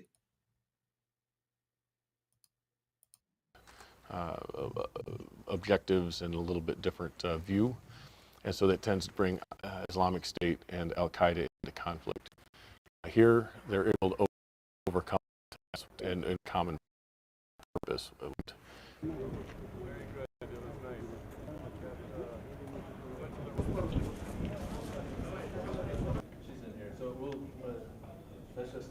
I think long term, and we don't know when this will happen, but long term they want to establish themselves. They want to establish a caliphate, and they are willing. We know they have not only the desire, but the will to attack the United States and the West. And so if we're unable to disrupt them, if we're unable to disrupt their efforts, you give them that statement, you give them the opportunity to develop their external operations, to develop their capabilities, and then you combine that with what I believe they're trying to do is find a source of reliable income that they can establish that through either kidnap for ransom, what they're doing now. They can get access to the gold mines that are throughout. Are you hearing that? That what the terrorists were doing is to find source of income. To find source of income. They can lay their hand on gold. They can do kidnapping for ransom like Gumi. The Gumi have been supporting them to be kidnapping for ransom so that they will sustain the war, including the one the government is giving them. Did you hear that? Did you hear that? That they want to go into this criminality, into this particular criminality by mining, like you know, in Sambisa Forest, they say there is what we call Californium. Californium, 1 gram of it was $7 million. So you see how Boko Haram have sustained the war. Californium is in Sambisa Forest. Have you not heard about it? So everything this man said here, he thought it is going to happen after 2023, after 2030. He was thinking that this is going to happen after 2030. So I am here this evening to inform them it is happening already. There is nothing like 2030. It is happening already, and we must not allow Nigeria to exit 2023. Never. I want everybody to listen. It is a fight for survival. Fight for survival. What I believe they're trying to do is find a source of reliable income that they can establish that through for ransom, what they're doing now, access to the gold mines that are throughout the region, and then they can start accessing the smuggling networks that run north to south from the Gulf of Guinea up to the Mediterranean that have been there for centuries. And if they can start to co-opt those and use that for a reliable source of income, you've got the ingredients for something that could be quite bad. We have to watch this. We don't know. It's not there yet. There's not a direct threat to the U.S. right now, or to the West, but it's very destabilizing to the region. And I believe that if it's left unchecked, it could very easily develop into a greater threat and a greater threat to the West and the United States. You hear that? That if they allow Nigeria, of course not Nigeria, if they allow these terrorists to continue, they are going to be a great threat to the West and to the United States. So what we are doing is actually helping them because they don't have solution to it. The only solution is the disintegration of Nigeria, which will disintegrate the interest of this particular terrorist that they will not pose threat to the West and America. The West, but it's very destabilizing to the region. And I believe that if it's left unchecked, it could very easily develop into a greater threat and a greater. It has developed. It has developed into a greater threat. He said it is not checked. It can develop into a threat. It has actually developed into a greater threat. That is what I'm into the region, and I believe that if it's left unchecked, it could very easily develop into a greater threat and a greater threat to the West and the United States. Now, you have just heard that. Let us listen to this one. Mike, after the fall of Kabul, you were on this program and you correctly forecast that the Taliban knew where al-Qaeda's leader was inside Afghanistan. Right. So I'm wondering what your thought is about where the emerging terror threat is now. Right. So one of the major affiliates of al-Qaeda, it's called al-Qaeda in the Indian subcontinent. The leader of that group, the deputy of that group, and the top recruiter of that group are today in Afghanistan. So al-Qaeda is a problem that needs to be watched in Afghanistan. The bigger problem in Afghanistan at the moment is ISIS.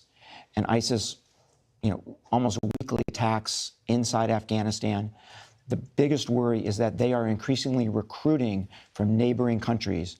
And those individuals, particularly Tajikistan, those individuals are coming in where they're getting training from ISIS. And the concern is that they might leave Afghanistan, go back to their home countries, and conduct attacks against Western interests. You see, they may go back to their home countries and conduct attack against Western interests.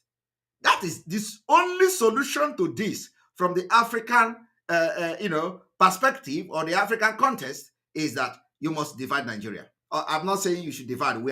We are pulling out of Nigeria, not even dividing. Embassies. The bigger terrorism problem is actually in Africa. You see, the bigger problem is actually in Africa. Where do you have the bigger problem of terrorists today in Nigeria?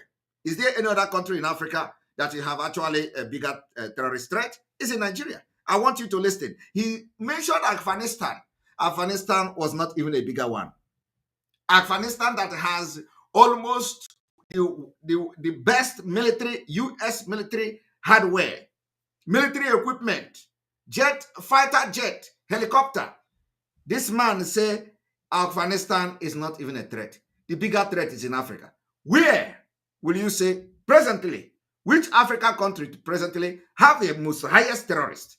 Where? It's Nigeria. So what we are saying now is that I want you all to listen to this. Getting training from ISIS, and the concern is that they might leave Afghanistan, go back to their home countries, and conduct attacks against Western interests. Think embassies. The bigger terrorism problem is actually in Africa, all the way from Somalia, all the way to West Africa. To West Africa, he refused to mention Nigeria. I don't know. Is there any other West Africa country that you have terrorists like you have terrorists now? That is, everybody know. He will refuse to mention Nigeria. This is the problem of these people, because some of them are getting paid. They maybe not directly, but they benefit from whatever interest they protect. They benefit from Nigeria. Now, listen. He mentioned West Africa. He mentioned Somalia. Is Somalia not a country? Is Somalia a country, a region? Because Somalia is a country. Why did he come to West Africa and he mentioned West Africa instead of mentioning a country? He started by, why didn't he say East Africa and North Africa? In North Africa, in West Africa. He mentioned Somalia. And when he come to West Africa, instead of mentioning Nigeria, he said West Africa. I want you people to see that all these things you see, they are never truthful to themselves. And conduct attacks against Western interests. Think embassies.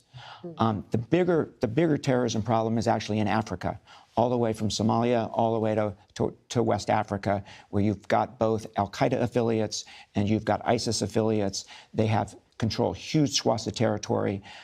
They've conducted primarily local attacks so far, but at some point, Western embassies, Western military bases in both Africa and possibly in Europe could become targets. And if we're going to make a prediction for 2023, I'd say we're going to see a terrorist attack against a Western interest somewhere in the world.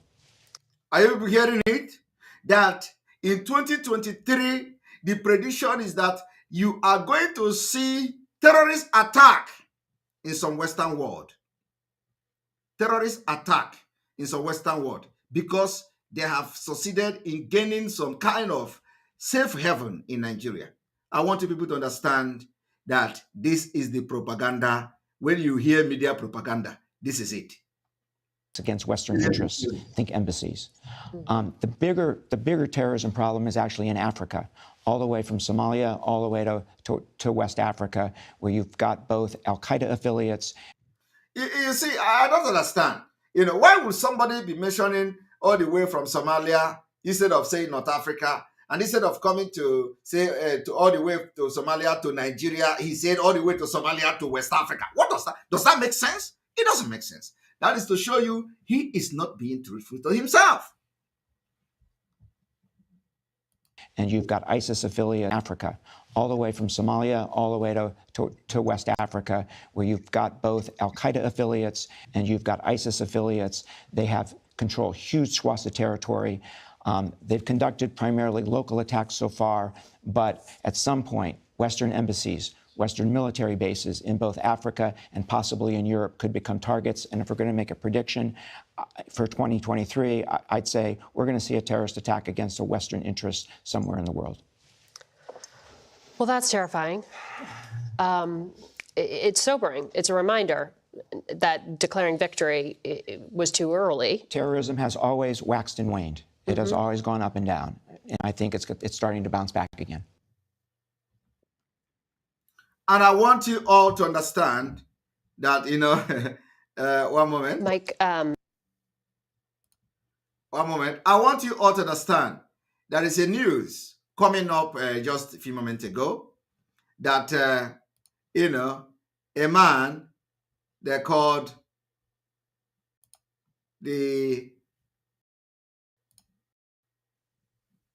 I want you all to watch this.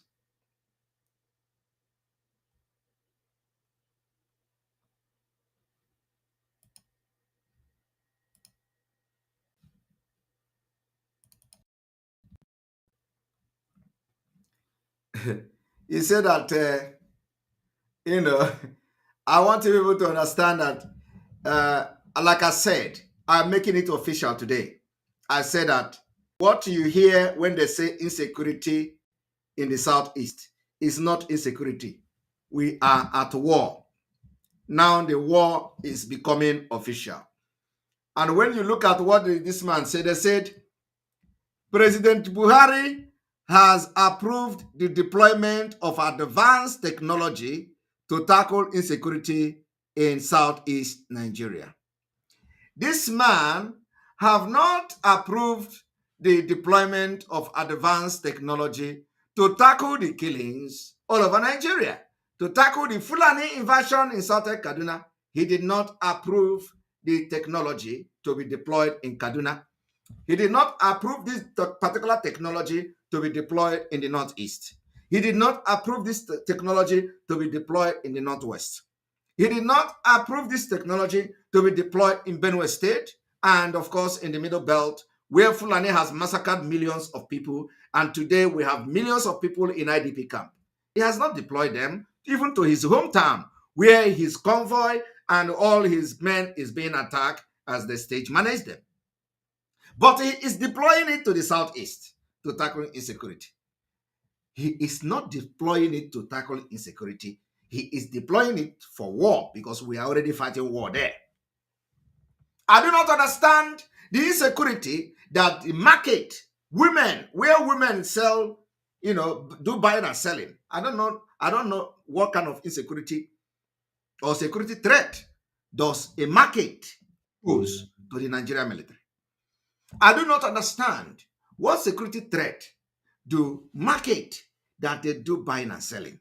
They sell food stuff. I do not know what kind of security threat does such market pose against Nigerian army. But that is where they are burning. I do not know what kind of security threat does houses, villages of people pose against Nigeria state. But that is where they are burning. It is called economic jihad. Today, he approved the deployment of technology. Let them come. We are at war for the Biafra freedom. Let them deploy all manner of technology. Ask yourself, are they tired of manpower? Why are they deploying technology now? They have men. Where are the men? Where are the military? Where are the 100,000 of the military? Are they tired? Why are they deploying technology? They don't have men again. They have men. They have armored tank. Where are the armored tank today? Where are the men today? They are deploying. You are going to deploy those security or those, what is it called? You are deploying that technology. We are going to deploy our own technology. You will deploy the technology. We will deploy our own. It is starting gradually. I am telling you the fact. Before 25th of February, we will know where we are. Believe me. Is it not this election? You can't have it. You can never ever conduct election again in Biafra territory. We can never validate you again. That is what is going on. Deploy all those security, deploy everything to Biafra. Biafra have decided to leave and they are going to declare Biafra very soon. Once we declare it, we will defend it. So declare, bring them. I was thinking that you are going to approve 5 million military to Biafra land. All the 2,000, 3,000 you are deploying, where are they? Where are they? You deploy 1,000. 1,000 military have been drafted to the southeast. 2,000 have been drafted to the southeast. 3,000 have been drafted to the southeast. In addition to the Bubago, where are they? Where are they? The secret war is ongoing. And all you do is to go and bomb market. Go and start bombing market, bombing villages, where you have innocent people, defenseless people, you bomb their market. So I thought you have men. Why are you deploying technology? Are you tired of fighting? You are tired of fighting? You want to go into robot? Bring robot. We will deploy our own to counter your robot. We have Biafran scientists too. And believe me, they are not sleeping. We are going to drag everybody into this war. Everybody, from the governors to all of you, we are going to drag all of you and you must pay the price of killing Biafrans. My own, as a messenger of Biafra people, is to come here and say the message according to the way it is, without missing word. We are not scared of you. We are not scared of anybody. This war, we are going to fight it to finish. We will drag you into it before February. I don't even know whether I will say drag it, because we are already at war. The only thing I have said is that we are going to make it public. So let him deploy all manner of technology. Nigeria can never defeat Biafra again. I want to make it categorically clear today.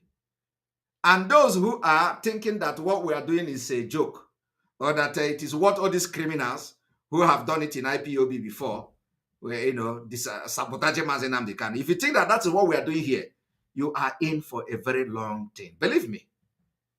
Nigeria can never defeat Biafra again. You can never. In 2023, it is not 5 years' time, it is not even 2 years' time. We are going to finish this thing. You see this thing that our father started in 1960 something. We will finish it this year.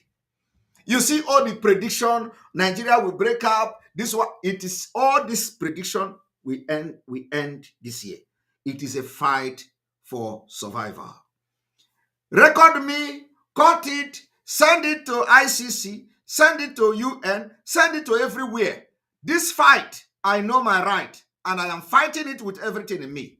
And you can't stop me. You can't. You can't. After the fall of Kabul, you were on this program and you correctly forecast that the Taliban knew where al-Qaeda's leader was inside Afghanistan. Right. So I'm wondering what your thought is about where the emerging terror threat is now. So one of the major affiliates of al-Qaeda, it's called al-Qaeda in the Indian subcontinent, the leader of that group, the deputy of that group, and the top recruiter of that group are today in Afghanistan. So al-Qaeda is a problem that needs to be watched in Afghanistan. The bigger problem in Afghanistan at the moment is ISIS. And ISIS, almost weekly attacks inside Afghanistan. The biggest worry is that they are increasingly recruiting from neighboring countries. And those individuals, particularly Tajikistan, those individuals are coming in where they're getting training from ISIS. And the concern is that they might leave Afghanistan, go back to their home countries, and conduct attacks against Western interests. Think embassies. The bigger terrorism problem is actually in Africa, all the way from Somalia, all the way to West Africa, where you've got both al-Qaeda affiliates and you've got ISIS affiliates. They have controlled huge swaths of territory. They've conducted primarily local attacks so far, but at some point, Western embassies, Western military bases in both Africa and possibly in Europe could become targets. And if we're going to make a prediction for 2023, I'd say we're going to see a terrorist attack against a Western interest somewhere in the world. Fellow Nigerian, in search of excellence for Africa, my mission remains to create awareness, advance practical solutions, and transform mindsets via case studies. Together, let's midwife deliverance for our race, country, and continent. Please share this video. I am Dr. Israel Noyerem Davidson. Thank you. In 2001, US-led forces overthrew a Taliban-led Afghan government following the 9/11 attacks led by the al-Qaeda leader Osama bin Laden. For the next 20 years, the US and allies enforced democratic ideals, built up Afghan security forces, and provided operational air cover. The Taliban continued to attacks. Now, eventually, under President Trump, the US promised to pull out if Taliban agreed to stop attacks and hosting terrorist groups. Today, the Taliban militants have declared Islamic Emirate of Afghanistan and overrun most of the country at lightning speed with little or no resistance from the 300,000 US-trained and heavily equipped Afghan forces. U.S. General Mike, could not after the fall believe of Kabul, you were on this program and you correctly forecast that the Taliban knew where al-Qaeda's leader was inside Afghanistan. Right. So I'm wondering what your thought is about where the emerging terror threat is now. So one of the major affiliates of al-Qaeda, it's called al-Qaeda in the Indian subcontinent. The leader of that group, the deputy of that group, and the top recruiter of that group are today in Afghanistan. So al-Qaeda is a problem that needs to be watched in Afghanistan. The bigger problem in Afghanistan at the moment is ISIS. And ISIS, almost weekly attacks inside Afghanistan. Of an army that size in 11 days. There'll be many postmortems on this topic, but right now is not that time. it is believed the Afghan soldiers, though diehards, had unquenchable allegiance to jihadist ideologies practiced by Taliban. They were Afghan soldiers by day, Taliban at heart, and Taliban at night. And you correctly forecast that the Taliban knew where al-Qaeda's leader was inside Afghanistan. Right. So I'm wondering what your thought is about where the emerging terror threat is now. So one of the major affiliates of al-Qaeda, it's called al-Qaeda in the Indian subcontinent. The leader of that group, the deputy of that group, and the top recruiter of that group are today in Afghanistan. So al-Qaeda is a problem that needs to be watched in Afghanistan. The bigger problem in Afghanistan at the moment is ISIS. And ISIS, almost weekly attacks inside Afghanistan. The biggest worry is that they are increasingly recruiting from neighboring countries. And those individuals, particularly Tajikistan, those individuals are coming in where they're getting training from ISIS. And the concern is that they might leave Afghanistan, go back to their home countries, and conduct attacks against Western interests. Think embassies. The bigger terrorism problem is actually in Africa, all the way from Somalia all the way to West Africa, where you've got both al-Qaeda affiliates and you've got ISIS affiliates. And Taliban at night. A situation some suggest currently exists in Nigeria too. Al-Qaeda affiliates and you've got ISIS affiliates. They have control huge swaths of territory. The bigger terrorism problem is actually in Africa, all the way from Somalia all the way to West Africa, where you've got both al-Qaeda affiliates and you've got ISIS Taliban affiliates. at night. A situation some suggest currently exists in Nigeria too. So Afghanistan was simply handed over to the mullahs to govern, based on their shared jihadist ideological leaning. The south and middle belt of Nigeria should wake up with urgency. The Afghan situation is cooking fast in Nigeria today. Afghanistan is #1 on global terrorist West Africa, list. where Nigeria you've got both al-Qaeda affiliates and you've got ISIS affiliates. They have control huge swaths of territory. They've conducted primarily local attacks so far, but at some point, Western embassies against Western interests. Think embassies. The bigger terrorism problem is actually in Africa, all the way from Somalia all the way to West Africa, where you've got both al-Qaeda affiliates and you've got ISIS affiliates. They have control huge swaths of territory. They've conducted primarily local attacks so far, but at some point, Western embassies, Western military bases in both Africa and possibly in Europe could become targets. And if we're going to make a prediction for 2023, I'd say we're going to see a terrorist attack against a Western interest somewhere in the world. It's sobering. It's a reminder that declaring victory was too early. Terrorism has always waxed and waned. It has always gone up and down. And I think it's starting to bounce back again. They're willing to cooperate because of that, because they know each other, because there's some tribal ties and engagements that allow them to work together, whereas in other parts of the world they have different objectives and a little bit different view.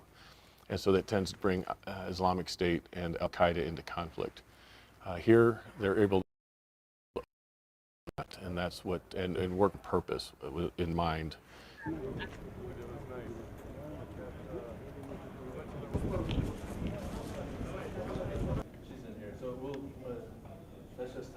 I think long term, and we don't know when this will happen, but long term they want to establish themselves, they want to establish a caliphate, and they are willing, we know they have not only the desire, but the will to attack the United States and the West.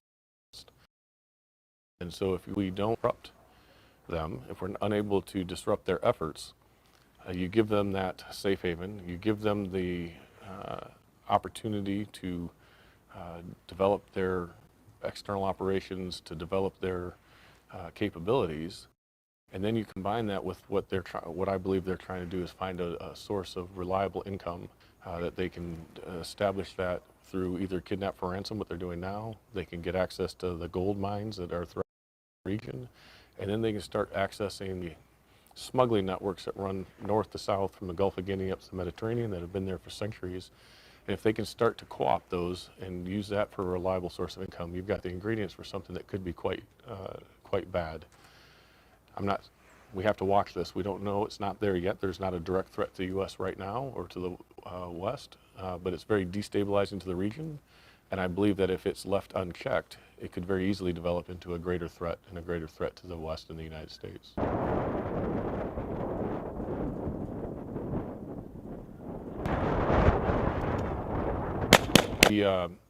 We see that this has been very deliberate, and so they've been working on this for a while. So they have gone out, they being al-Qaeda affiliates, J&M, others, to engage with key leaders in key locations and start to recruit early.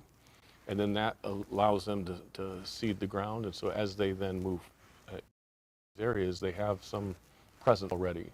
And we know they're active throughout the region. Al-Qaeda's been active here since pre-9/11. They've obviously moved to Afghanistan.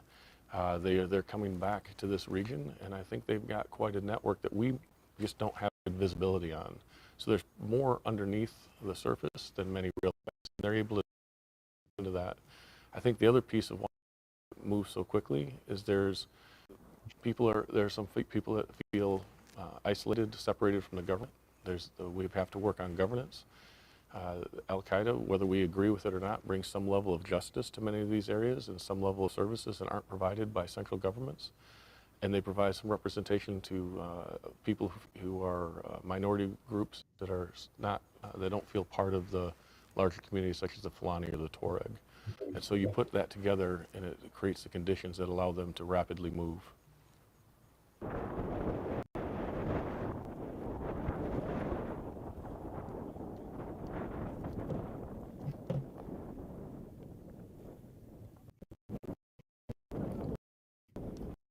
We can bring. What are the key elements that the United States brings? What is the expertise? What is the intelligence sharing? What is the unique capabilities that we bring, and engage those at the right level? And we can have an outsized effect to a very small presence. We don't have to have a large troop presence in order to have that enabling effect. So instead of worrying about what is the size of the presence, I think we should look at what is the appropriate engagement across the government from all levels, from State Department, from aid, and then as well as what the military does. Right. Having listened to that, I'm going to now bring to you a different, let me also bring this particular video to remind you, to remind Biafrans, to remind the Fulani Caliphate about the revolution of the Obadia, Dr. Obadia Malafia, the former Central Bank Deputy Governor. And so this is happening, and therefore many of them have actually forgot what Obadia Malafia said. So let us go there and listen to this particular revelation. Campaign targeting community, which has been going since January. At least 21 people were killed within the 24-hour period, 19th and 20th of July, in attacks by armed assailants of Fulani ethnic communities in southern Kaduna State. End of quote. That is a report from a particular religious group. So it shows the kind of coloration the crisis in southern Kaduna, has taken. So many of them. A statement by President Muhammadu Buhari's media aide Garba Shehu about 3 weeks ago, to be precise, July 21st, came out condemning the attacks. It was made known to the public, and he said the statement reads, "Problem in southern Kaduna is an evil combination. Of politically motivated banditry, revenge killings, and mutual violence by criminal gangs acting on ethnic and religious grounds." So you see what I'm saying now? So many angles. Let's get down to business this morning. And let me bring up Dr. Obadiah Malafia, former Deputy Governor, Central Bank of Nigeria. He's also an astute politician. He joins me, a stakeholder from Southern Kaduna, joins me this morning on Skype. Dr. Obadiah, a very lovely morning to you. Oh, hello. Good morning to our listeners, and good morning to you. It's a great honor and pleasure to be here. It's good to have you, sir. Let's get down to business, really. Can you give us a brief chronicle of how it all started in Southern Kaduna? You're a stakeholder there. Just a brief chronicling of how the entire thing started, the crisis in Southern Kaduna. Well, thank you so very much again. Let me just set my cards on the table. I was born in a small, beautiful village called Randa. It's a mission settlement, ancient village in southern Kaduna, in Sanga local government, to be precise. It lies at the tip As the Fulanization and Islamization of Nigeria continues, you know, when we talk, they tell you to come to Nigeria. This man talked and they assassinated him. He talked and they killed him. So whenever you want to talk, they will tell you to come to Nigeria and talk, because that is their killing ground. And that is why some of us who have found ourselves in so many places in exile can fight this particular terrorist government from exile. We are going to fight our freedom from exile. And we are going to get this freedom from exile. You know, when we started this whole thing, we told you people that we will bring Biafra from diaspora. Some people did not know what we saw. You didn't know what we have seen then. When we were telling you that Biafra, we are going to bring it from diaspora, you don't know. It is happening today. We are going to fight Nigeria from afar, and we are defeating them already. We are defeating them. We will fight them. We will defeat them. And it is going to, everything will end this year. Believe me. This man that is talking here, they killed him. He was a prominent Nigerian who rose up to the position of the deputy governor of the Central Bank of Nigeria. He spoke the truth. They killed him. He's not the only one. Everybody that has ever dared to challenge and speak truth in Nigeria has been killed.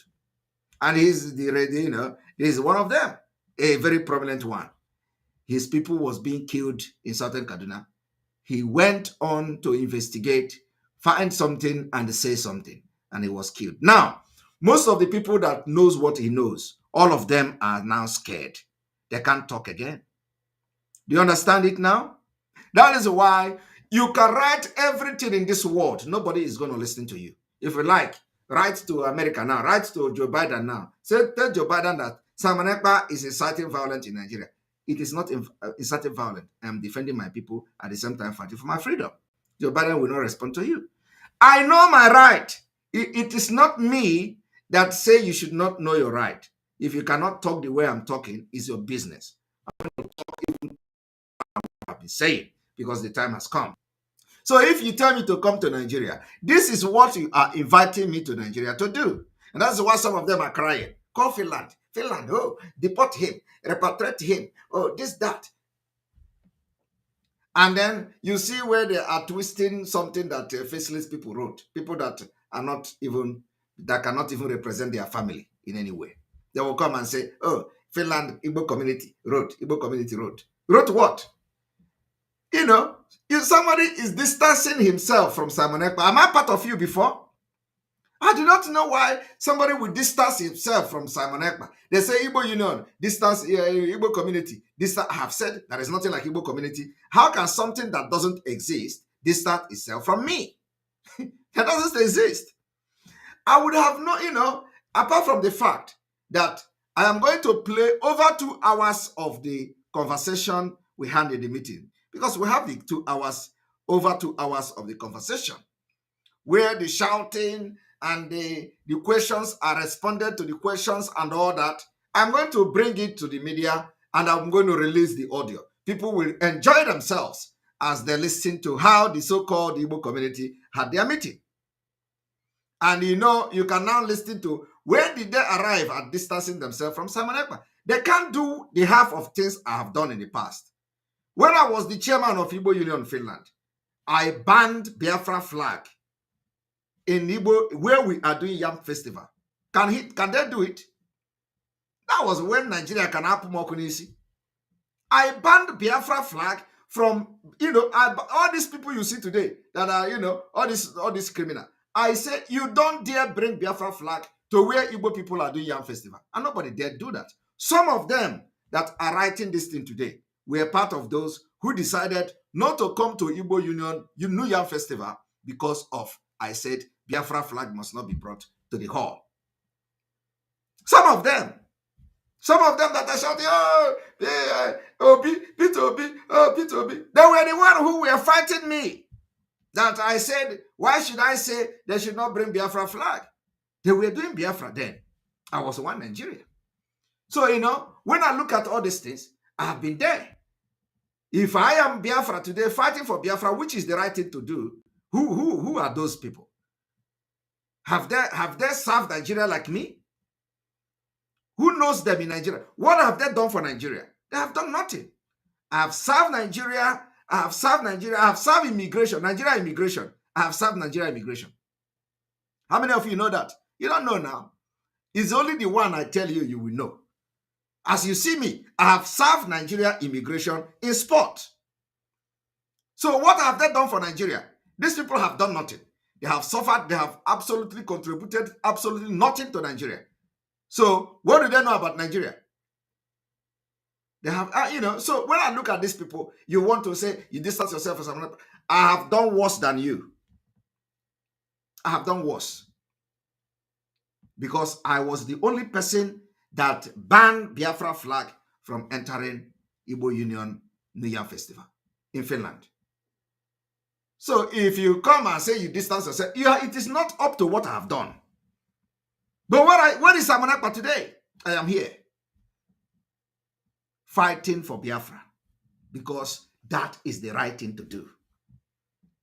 So when you hear them say, oh, when the report came, we look at his report from Finland. If you know what this this criminal in Kuwait, they call Mohammed Abbas. Oh, if you look at the report we get from Finland, it is bad. It is this, it is that.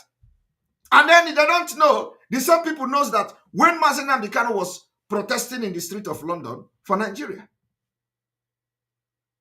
So somebody will come today and tell me, and tell them, when you hear them say some Igbo community, there is nothing like Igbo community. Tell them, I was the only history of Igbo Union. I don't think it has happened anywhere in the world.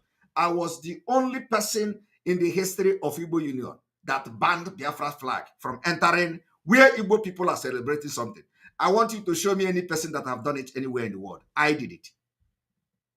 It is not like bragging, but it is what has happened for history to happen. If there is no event, there will be no history. All these things will go down in the history of Biafra. So what can they do? What is it that somebody is going to do today that I have not done even worse than that? But that is not even the problem. The problem is that when you have a meeting with somebody and the meeting is supposed to be a secret, it's supposed to remain secret. But because they have released a statement that is not the agreement of the people that were part of the meeting, we are going to release the pictures of everybody that we can lay our hand on. Those who were part of the meeting, all your pictures will be on social media. I am going to make sure that in these 2 hours of voice, I will put all your pictures there so that Biafra can know who you are. Because all of you are faceless. Nobody knows who is Kisiloji. Nobody knows who is Obi West. Nobody knows all the people that were part of that meeting. Your faces, except I don't have access to your picture, that your picture will not be there. I will put your picture for Biafra people on ground to know you. That is what I'm going to do. So you think you are fighting Simon Ekpa? You are not fighting Simon Ekpa. You are fighting against Biafra people. And many of them are back home. So your pictures will be there so that Nigeria will praise you and give you an award for releasing a stupid statement without logo, without address, ordinary paper. And then they are born this in Finland. You can imagine a whole Finland.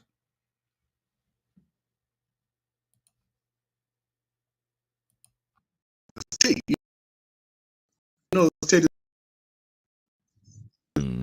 and we are and saddles between Nasarawa and Plateau State. We're very right at the border.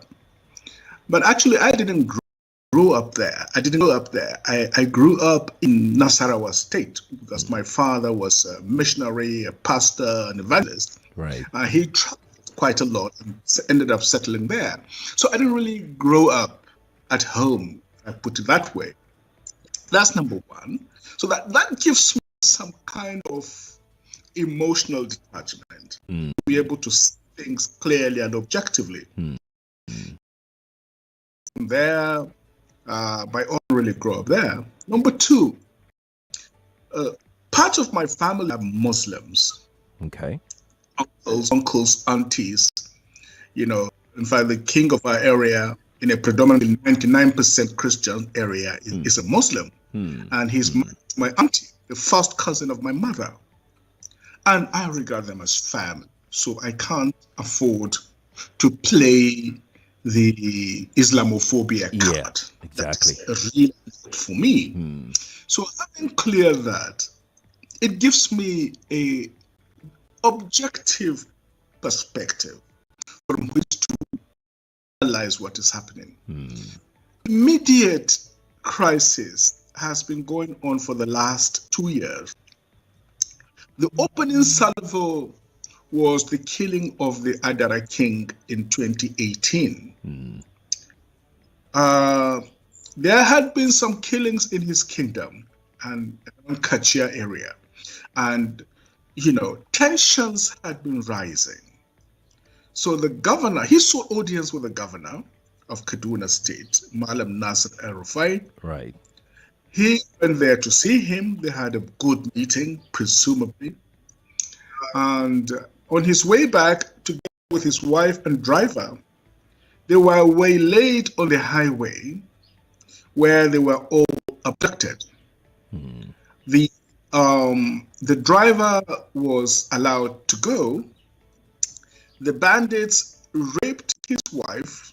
Oh my. The wife's Majesty the King, they raped her in front of him before setting her off. And after collecting a ransom of about 10 million on the promise that they were going to release him, he was brutally assassinated. It did not stop. The same thing they brought to Biafra land, thing they are doing, the Fulanis are doing in Biafra land today, was happening in Kaduna. This is what this is explaining here. When the elders of Adara land demonstrated, the police came, rounded them up, and put them in prison for about a year with no real charges or trials. They were eventually released. Meanwhile, attacks were incessant. They were continuous. It was a case of continuous pounding of an unarmed and defenseless people. And it has continued. It has spread from Adara land to other villages and Manchok,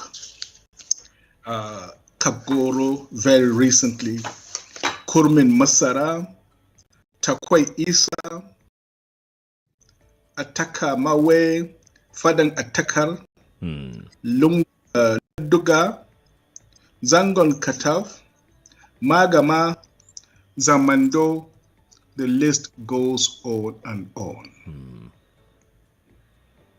The figures are not reliable, but it is clear that we are talking of a very serious and well calculated and well strategized, killings. What caused these killings, Dr. Obadiah? That amount to genocide. What could have caused this? What could have caused this particular killings that you've enumerated? What is the cost? Do you have an idea? Well, again, let me just also clear one fact that in the 80s and 90s, you asked me for the immediate causes, which the immediate, process of killings, which I explained, but it goes as far back as the 80s and 90s. You may have heard of the infamous Zangon Kataf killings. That's right. In which the settlers, Zango means a settlement. And in ancient times, the house of people who were itinerant traders used to pass through there. They would settle there and, water their camels and their donkeys, and then proceed on whatever journeys they were going to. And then eventually became a kind of more permanent settlement for the Hausa Fulani community. Hence, it is called Zangon Kataf, in Kataf land. Then they began to demand control of the market and even demand to have their own chief. And of course, which was not acceptable to the people, and it eventually led to the infamous Kataf riots and killings, which were mutually violent, if I may put it that way. And I can tell you this because I heard directly from him himself. General Zamani Lekwot, very distinguished military officer, retired from the Nigerian army, former governor of Rivers State, and ambassador to Senegal. He, together with another very patriotic colonel, Colonel Johanna Madeki, they went to the police to report what was going on and to seek for help. And you will not believe it. The police detained both of them. Why? Yes. Are you hearing that? The police detained both of them. The question you should be asking yourself is, police detain a colonel, police detain a military man who go to report what the Fulani terrorists are doing to their people. Police detain them. Do you think if that police is an Igbo man, the police will detain them? The answer is no. Do you think if the police is a Yoruba man, the police will detain them? The answer is no. The police would have respected the law and listened to them instead of detaining them. But because Fulani have taken over the police, so they gave order to detain them. Because the people they want to file report against is in charge of the police. They are also in charge of the military. The same Southern Kaduna you are seeing now, the GOC of Enugu 82 Division was in charge of this particular Southern Kaduna where this killing was going on. So who do you report to? Nobody. You have to report to yourself. Take charge of the security of your land, because Fulani terrorists have taken charge of the police, the army, the executive, the judiciary, the National Assembly, and everything has been taken over by the Fulani terrorists. You don't have any choice. Don't need to go to them. That is what the Biafra people have done. That is what gave birth to the Eastern Security Network. And we are going to fund them till the last day Biafra will stay in Nigeria. So when you hear all this testimony, you ask yourself, why this thing was going on in Kaduna, all these Igbo who call themselves P2B people, they were all thinking that Southern Kaduna was not Nigeria. No, they thought it was not Nigeria. So it is not their business. Today, the same thing this man is saying now is happening in the Southeast, where the same person who was the GOC of a 2 division was in charge of Southern Kaduna, and he has now brought the same people to Southeast, and the killing is going on. They now begin to write against Simon Ekpa because Simon Ekpa say Biafra must come this year. Do you understand it? Because they follow who is protecting them. First, when Buhari entered as a rock, he brought all of them from all other African countries. Now, when Buhari begin to appoint other leaders of the Fulani terrorists, any place they appoint them, this or that one will drag them there. So now they have dragged them into Southeast because of the GOC of 82 Division Enugu, who came to give shield to the massacre in Ehamufu. He did not only give shield, he ordered the military to burn houses, and they burnt about 100. Over 100 houses were burned in Ehamufu by military, not the Fulani, by military. Ask yourself, who are these people protecting? Who are these military working for? Whose interest are the military protecting? Is it the interest of the people, or interest of the government, or interest of the Fulanis? Because the interest of the people be the interest of the government. So definitely, it cannot be the interest of the people. So whose interest? Interest of Islamic State. Because the people that came to Hamufu to kill were actually, their main motive is to kill and evict the people from Hamufu. So they couldn't do it. Military have to come and do it by themselves.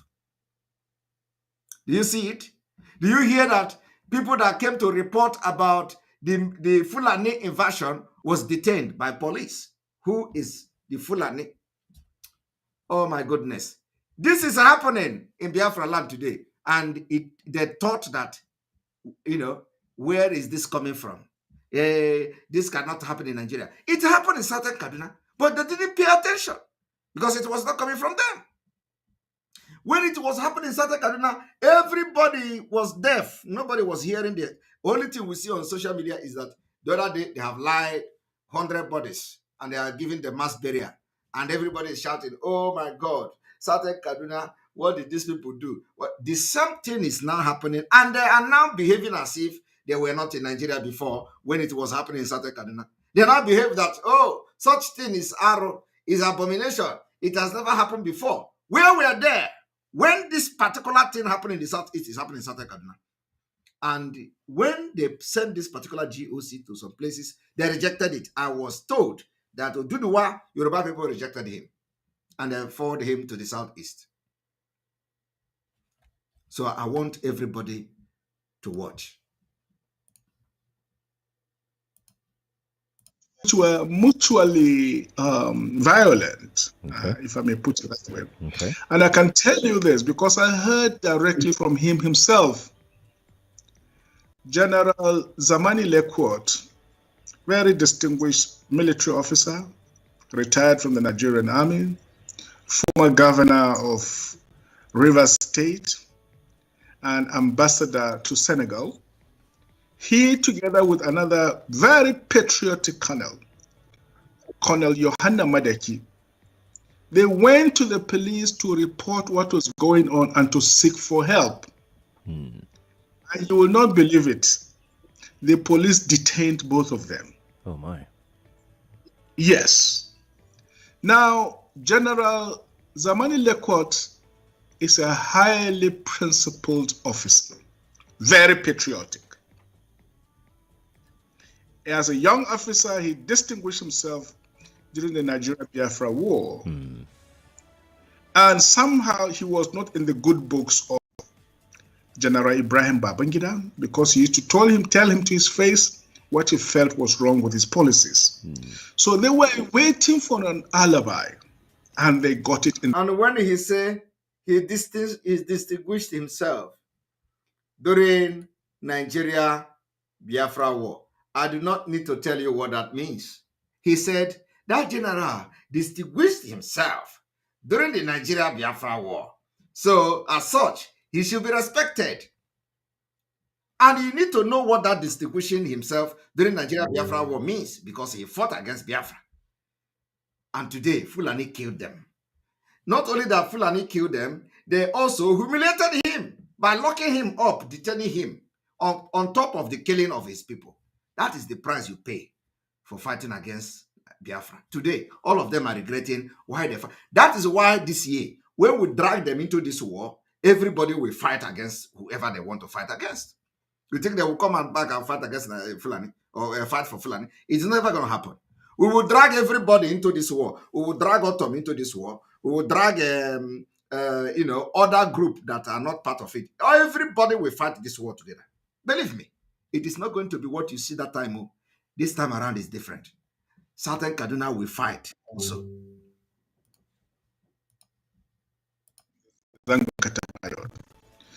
Biafra War. And you will not believe it. The police detained both of them. Oh my. Yes. Now, General Zamani Lekwot is a highly principled officer, very patriotic. As a young officer, he distinguished himself during the Nigeria-Biafra War.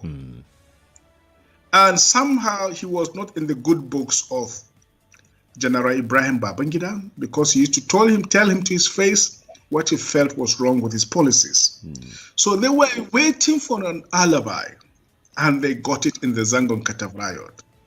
So they arrested him, detained him, created a kangaroo court, kangaroo court, and tried him.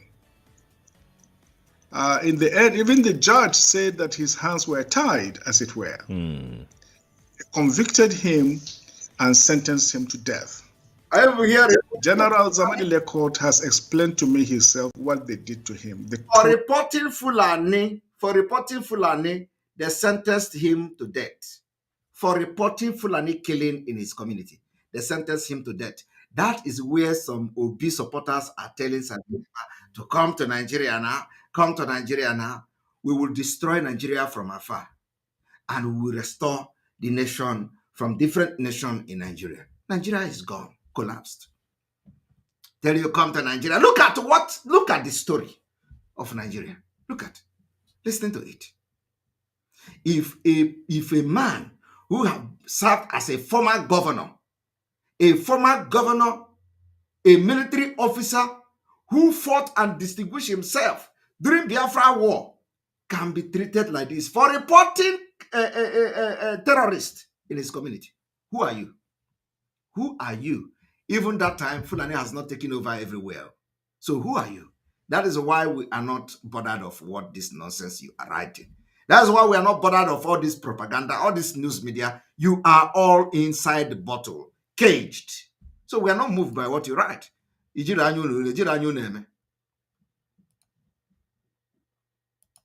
Torture, the agony. That for 2 weeks, they took him to the section where people are condemned and ready to be killed. Oh, wow. They put him next to the execution chamber. Early in the morning, they wake him up and say, let him have his last breakfast. They will open the execution chamber as if they are taking him there, and then they will close it again. They kept doing that for 2 weeks. Most people would have run insane. But he is a strong man. He became toughened psychologically, endured it until the outcry of the public dissuaded the Babangida administration from committing murder. So, Zandon Kataf, and in the 90s, they came to my local government, which is Sanga local government, during all this Sharia palaver. Okay. And they brought a huge amount of money to the local Hausa chief and told him that his duty was to enforce Sharia in Sanga land. Who are the they, area that Dr. Badaya? The military administration of that time, together with some foreign jihadist interests, they get a huge amount of money in Gwentu. Please take this record it is extremely important. Yeah. So a young man. That reminds me, he said they brought money, and that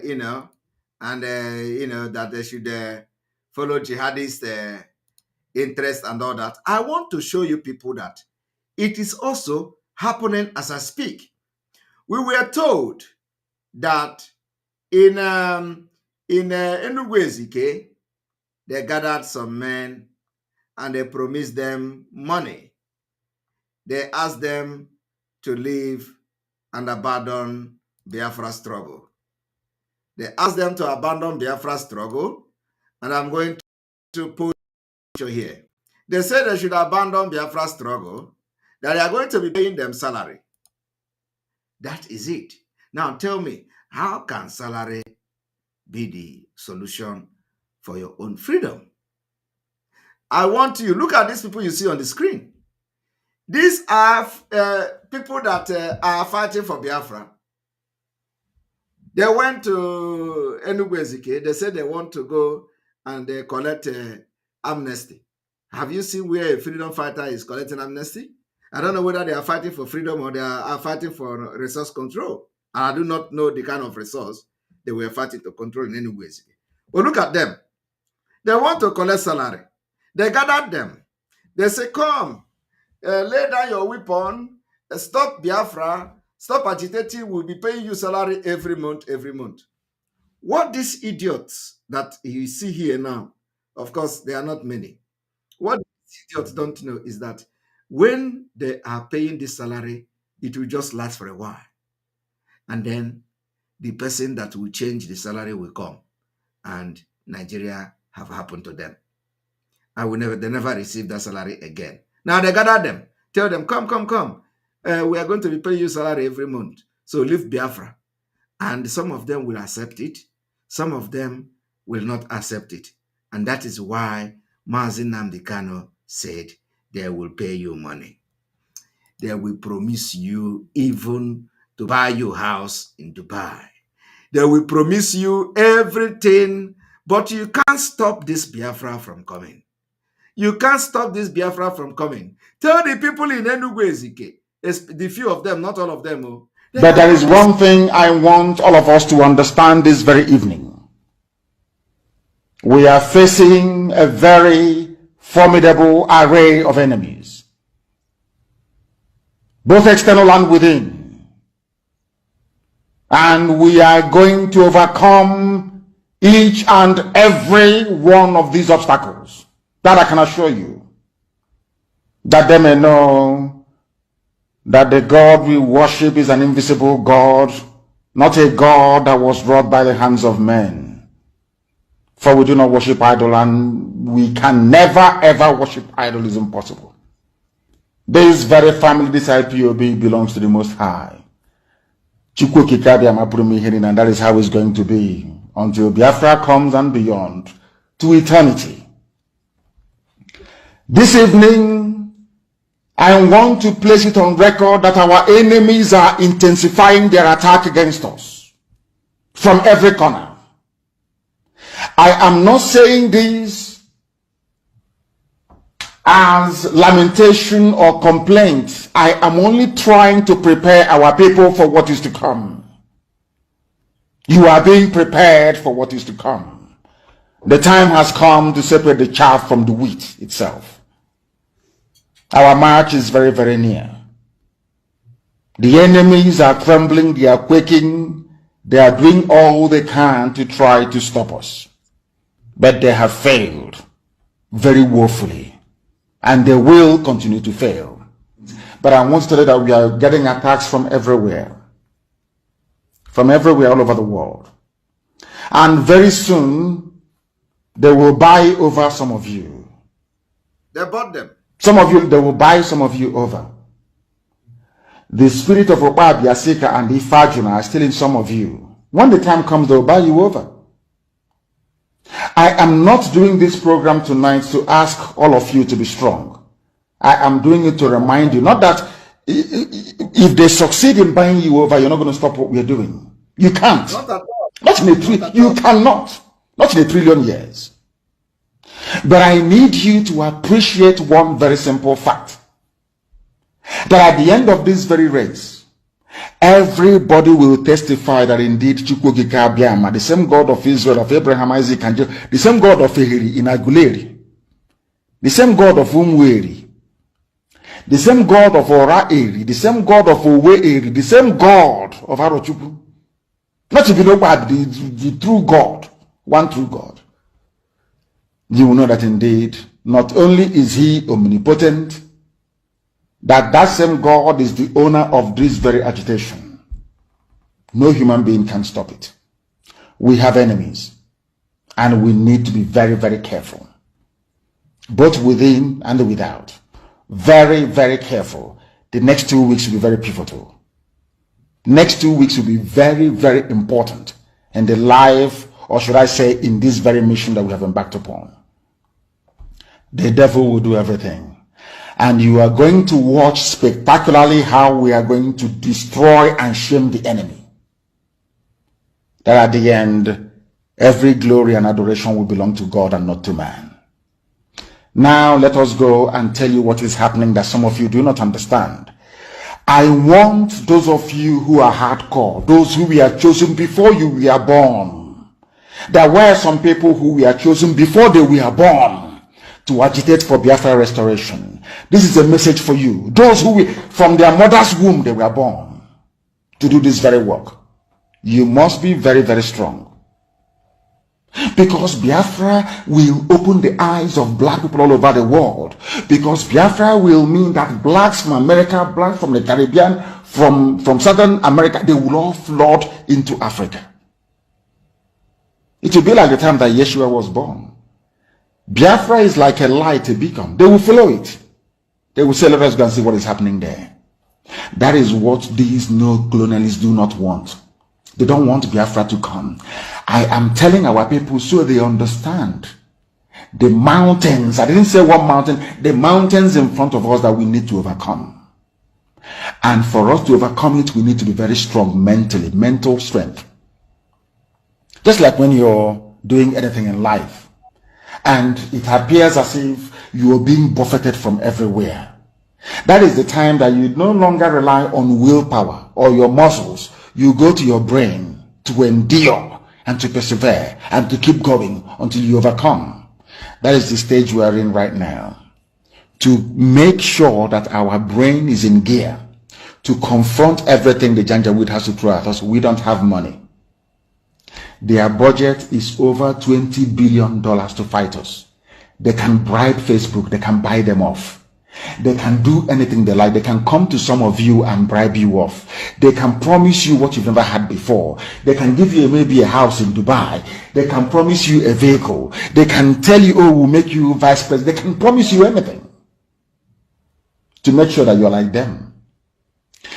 Their own is not even house. Their own is not even Dubai.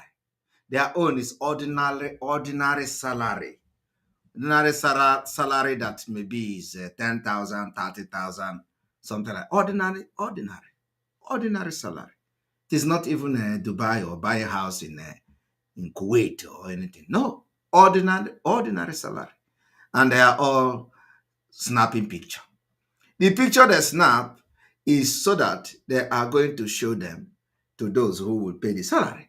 And then after that, they become abandoned property.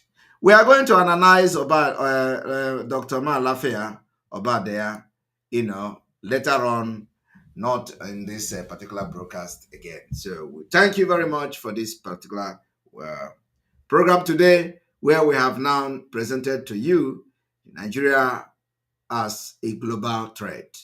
I believe that the first 2 hours into this program have addressed, made a very big deal into the Nigeria as a global threat, and why Nigeria must disintegrate in the DCA to make sure that we do not allow the calamity to happen.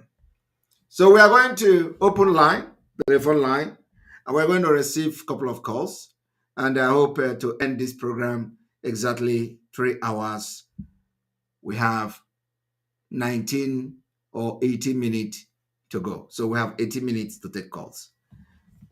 The line is open, and you can call us and air your opinion,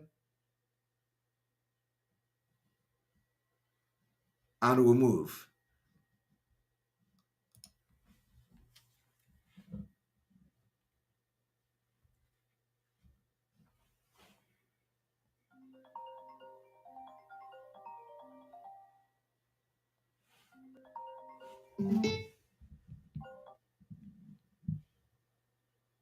You're welcome to the program. Yeah, good evening from here. Good morning from here. Good morning. Welcome to the program. Okay. Yeah, you are welcome. I really appreciate you for all you have been doing. Thank you. There is something I want you to put mark concerning our youth in Nigeria. Those that they are claiming cultists, they are ayes, baggers, or they are killing themselves too much now. They are killing and police will see them killing themselves. They will never come there and they ask them what is happening or arrest them. They will just leave them to kill themselves because of it, Igbo versus Igbo. Yesterday or day before yesterday in Anambra, they killed themselves, more than 10 people, in the name of their ayes, they are Vikings, they are this, they are that. Our youth.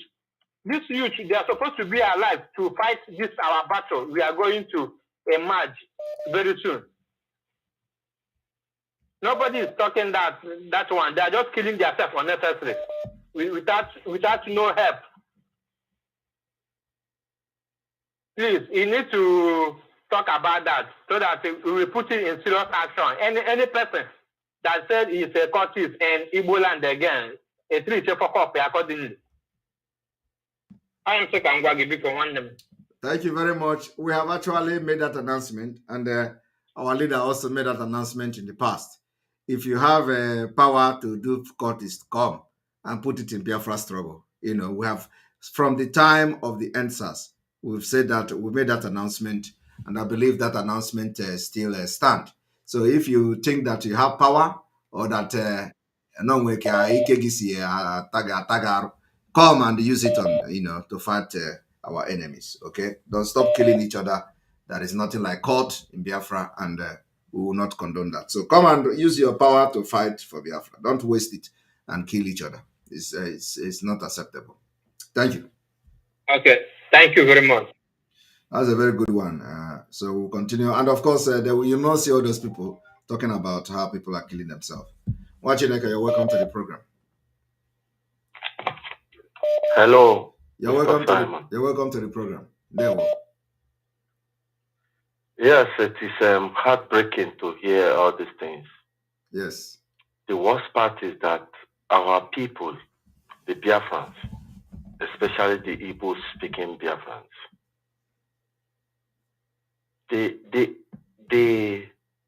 we don't see anything wrong in what is happening. Mm.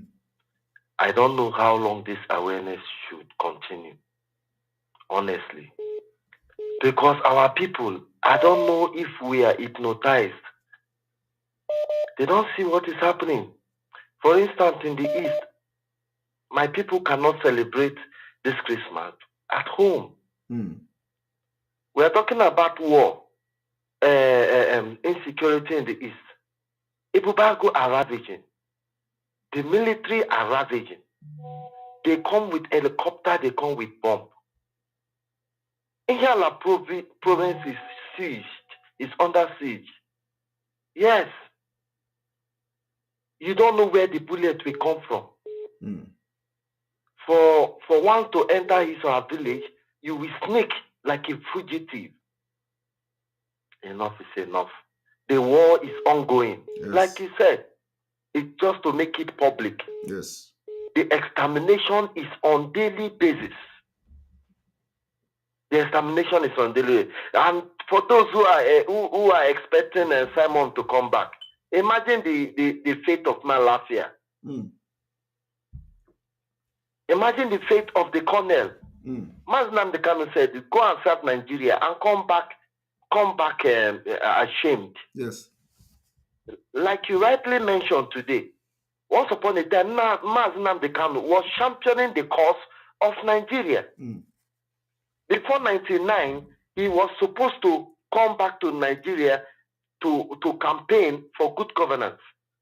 He was together with some Yoruba sect until they declare Obasanjo the winner of PDP primaries.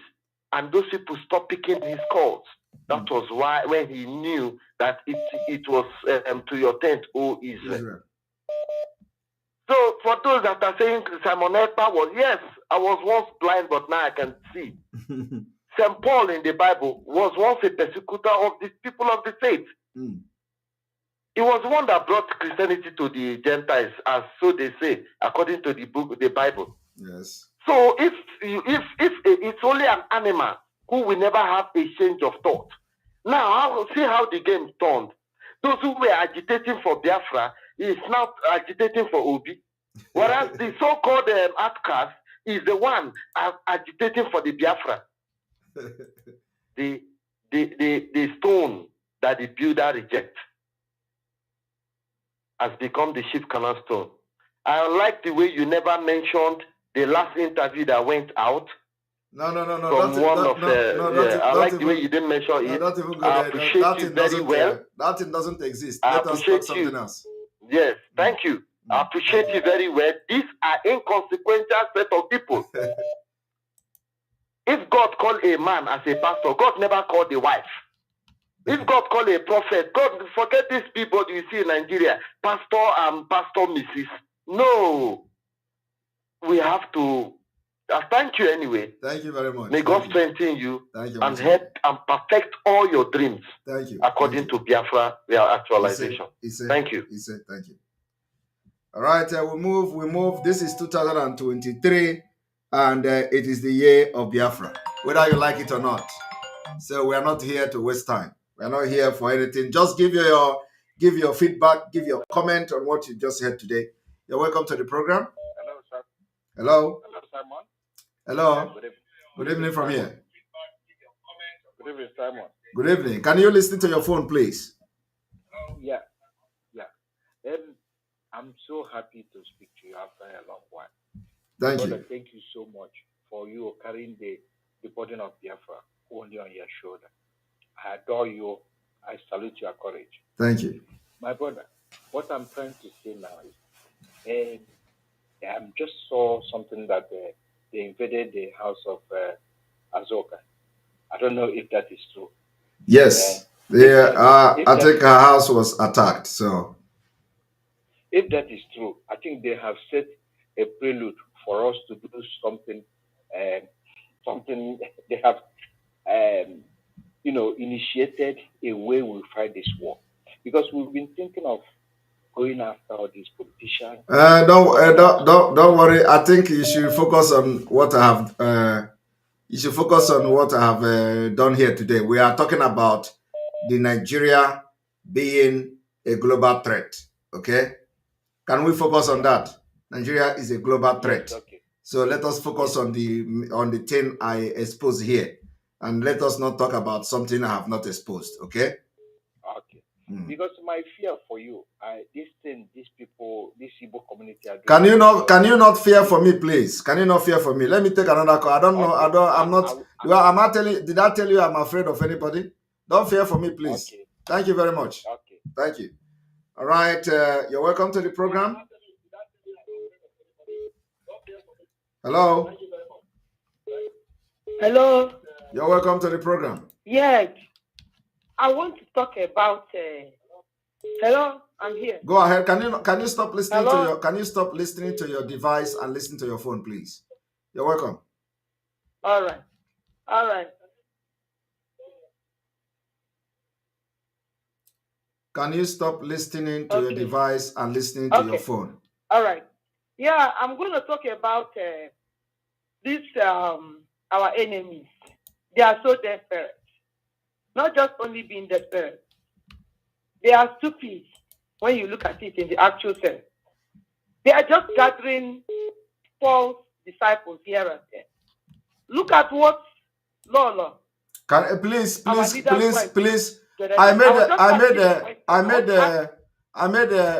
made exposition here. Can somebody go straight to the exposition I made and make your comment, please? I don't want to cut anybody off here. I don't want you to come here and validate anybody that does not exist. From 2023, 1st January, there are people that doesn't exist and they will never exist as far as I'm concerned in this struggle. So don't come here and talk about something I did not mention. Thank you.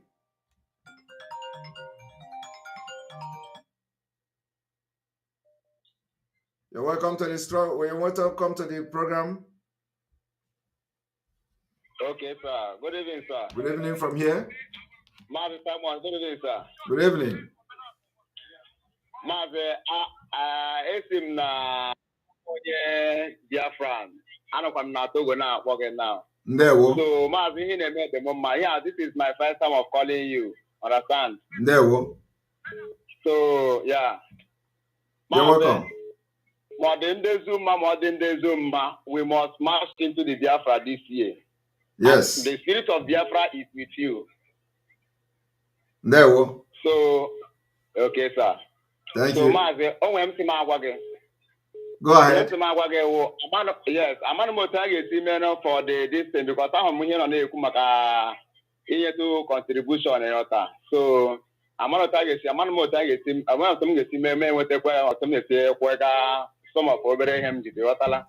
Join all your group. Join all the group in your country now. And in Togo here. Yes. I'm group.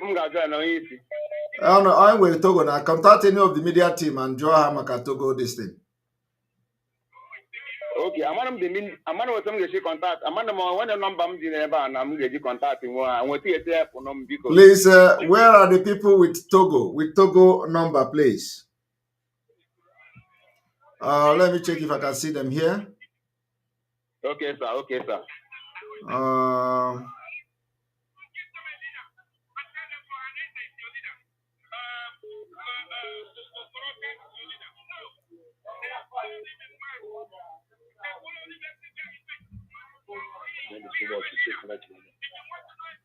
Lisa, where is the autopilot Togo?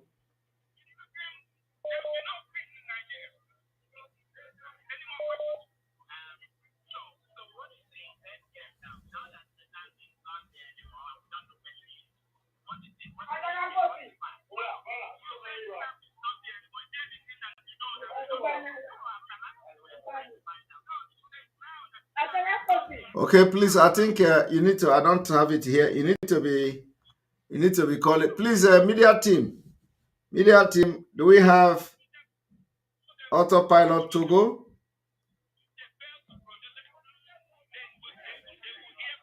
Do we have Autopilot Togo?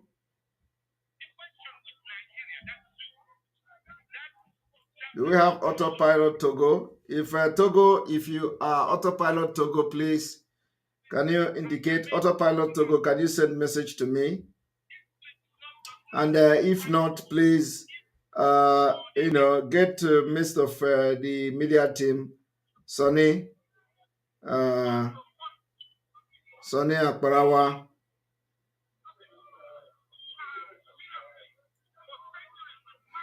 Sonny Akbarawa and co.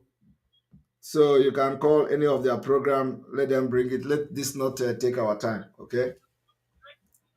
Because I don't have the Togo line here at this point. So you have to continue to check until we have that Togo this thing available. Wait, I think somebody is calling. Somebody is. If you are from Togo, just send a message that this is Togo. Yes, I'm in Togo right now. I'm not talking about you. I'm talking about the person. I'm talking about somebody that is calling from Togo as well, because somebody is calling from Togo. All right, so just continue to watch and listen, because somebody may call from Togo, and I see another person calling from Togo. Let me call that person and see whether he is part of the Togo family. Okay? Okay, sir. Okay. All right, thank you.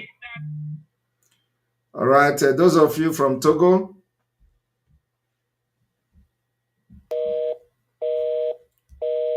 stop calling. Stop calling. I'm calling you back. Togo number. All right, so since you are calling, continue to call then. You're welcome to the program. All right, so just continue to watch and listen. Can you stop listening to the device, please? Listen to your phone. You're welcome.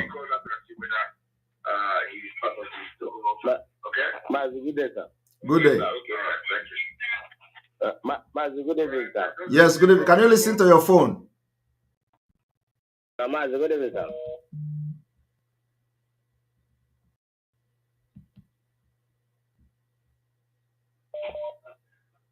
Good evening from here. Yeah, good evening, Mazi. Ndewo. Ndewo, Mazi. Ndo. Ihe na-eme dị m mma o. Ndewo. Yeah, Mazi, na ihe na-ekwu. I'm on here. Go ahead. Esi m n'ụlọ akpọ gị. Mazi, o nwere okwu nsị nchọ ịgwa m ụmụ Biafra. Okwe ma oge m batara n'obodo oyibo ụmụ ihe dịka 25 years ago.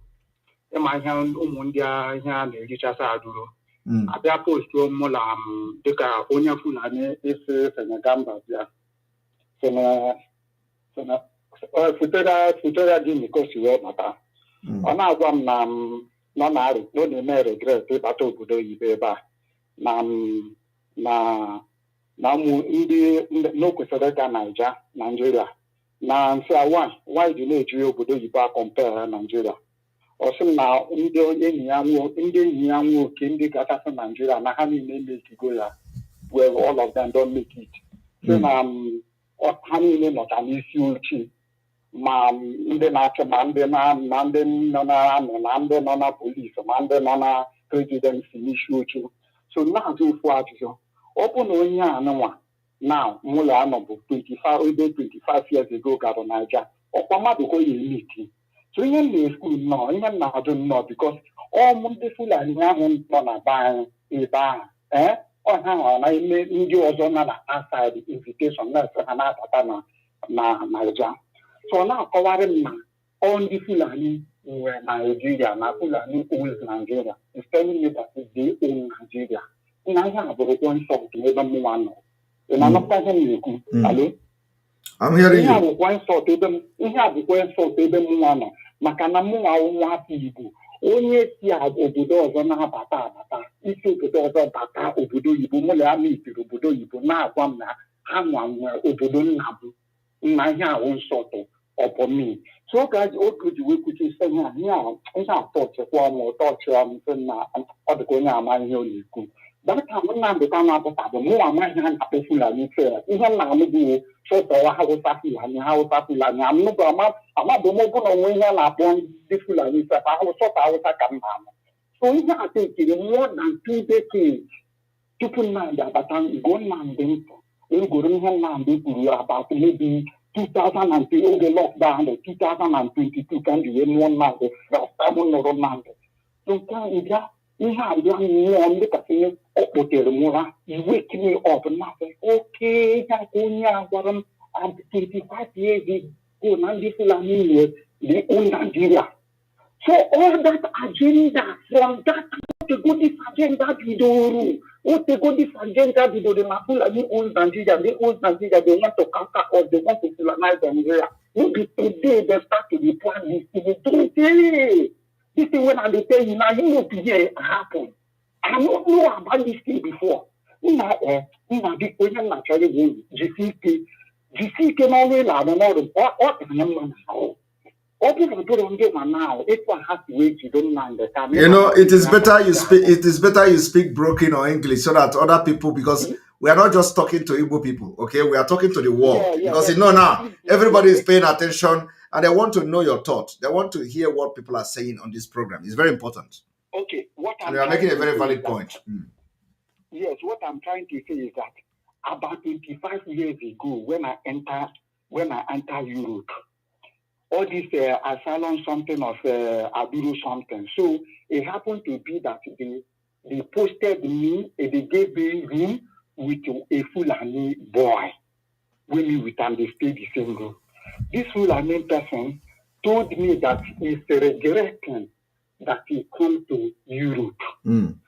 That he's supposed to go to Nigeria. I said, why? How could you compare Europe with Nigeria? He told me because Fulani, they own Nigeria. And he told me that even all his friends that traveled to Nigeria, supposed to travel to Nigeria, all his friends that traveled to Nigeria, all of them have made it. They are the one that controls Nigeria. They are in the army. They are in the presidency. They are in the head of police. They are the head of customs. They control Nigeria. So at that in the old Nigeria, this thing was like, I was ashamed. It's a shame for me that another person that came from Futajalo, because he comes from Futajalo, this kind of place, and that is telling me that they own my fatherland. It was like an insult. I looked at it that time. I think this guy doesn't know what he's saying. All right, thank you. About it. Thank you very much. Thank you very much for your comment. Thank you. Before I begin to listen to Nnamdi Kanu, before I come wake up. So what you guys are doing, good job, man. Continue. Thank you very much. I'm okay with your job, man. Thank you very much. Thank you. I would want to Wilson Benny, can you call to this program? I want to tell you one joke. I will not take more call again. I want to take the call of Wilson Benny. Wilson Benny, I want to tell you a joke. Wilson Benny, I want to tell you a joke. Please, I don't want to hear any other person except Wilson Benny. Wilson Benny, I want you to call and I want to tell you a joke. If you are not Wilson Benny, I will have to stop the call. So let me Wilson Benny. If you are not Wilson Benny, I will stop the call. Are you Wilson Benny? Yeah, the great warrior. Are you Wilson Benny? Yeah. You are Wilson Benny? The great warrior. Hello? The great warrior. Watching can there. Oh. So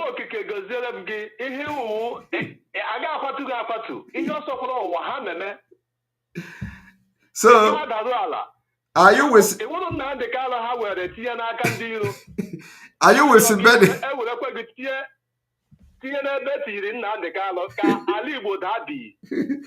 Are you Wilson Benny? No. Okay. You will look at that. I want to Wilson Benny to call. Okay. Yeah, man. I'm calling from Qatar. Okay. Qatar. Okay. Wilson Benny make a comment. Osi, Chakaleke, Chakaleke. Mahana pa Chakaleke. I'm a no Chakaleke.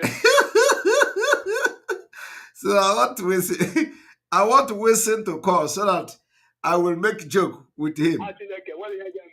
No.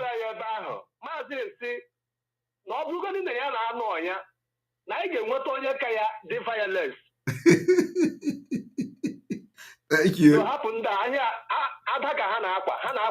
Of course. How are you gonna see Aboki?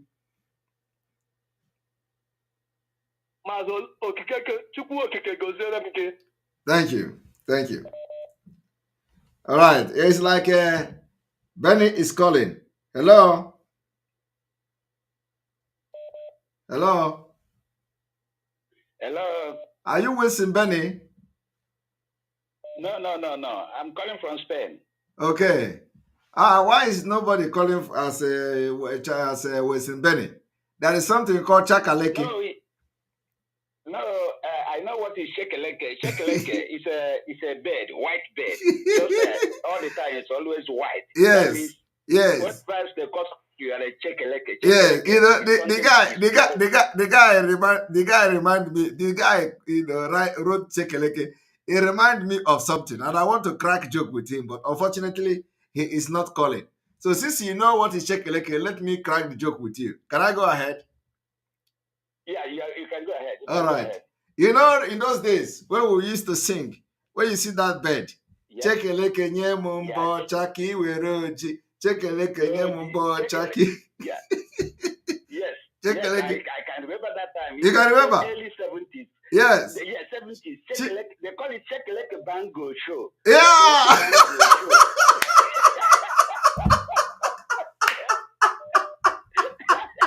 So you are whiter than snow. Man, why this man mentioned Chekeleke? It shows that you are whiter than snow. Nothing happens to that Chekeleke. Even animal, all the animals love Chekeleke. Because it's always white and it's not dirty. Yeah, yes, I know. He was no. He was saying something else. I don't want to address it here, but I understand what he was saying. You know, he was saying that somebody is like Chakaleke. So I and then I was like, wait till this guy. How did this guy think of remembering Chakaleke? You know. Because but do you know that you know when you are singing Chekeleke nye mumbo chaki weroji Chekeleke nye mumbo bango shake, but do you know that at the end of the day, but do you know that at the end of the day, your nails will have one of the fingernail will get to what point of yes. More white. Hey, I'm giving you white. Yes. See what magic is that? It's a wonderful magic. Yes, the bed is a wonderful bed, as I was telling you, because early 70s, 80s to ending of 80s, we know about Chekeleke. That's what we sing in the school always. This is you know Chekeleke or animal cows moving, it will always follow cows. This is something else flying, because in those days after you will be shouting and the thing will be flying. You will increase the shout. Yes, thank you. You will increase the shout. You will increase the shout. You will increase the shout, and the thing will be flying. And then before you know it, the one thing is It's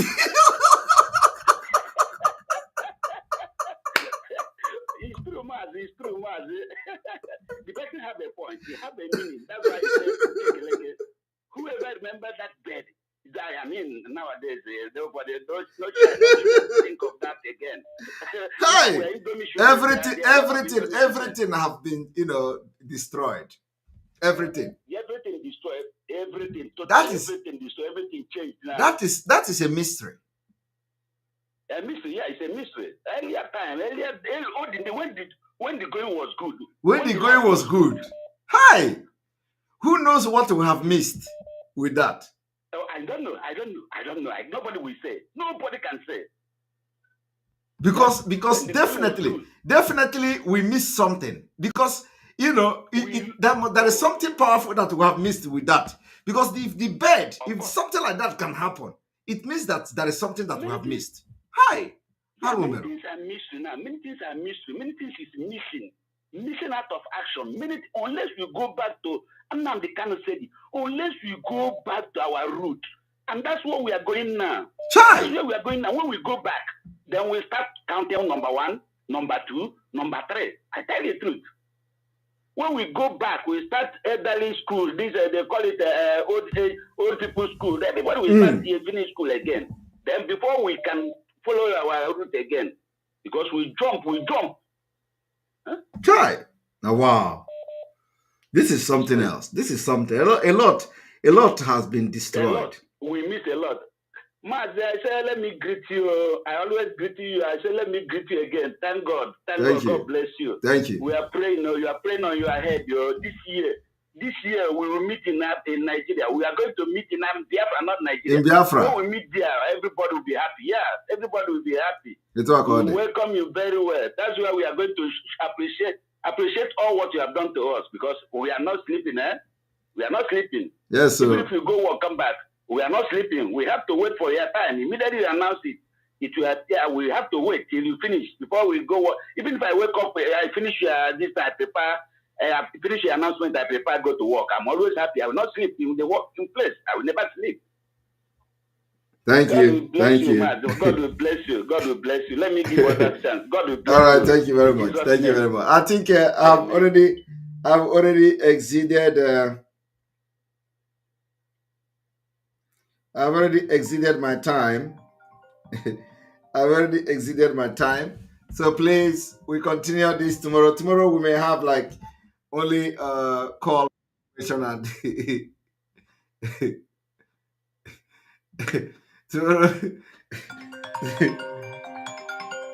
tomorrow we are going to have more time with you all, and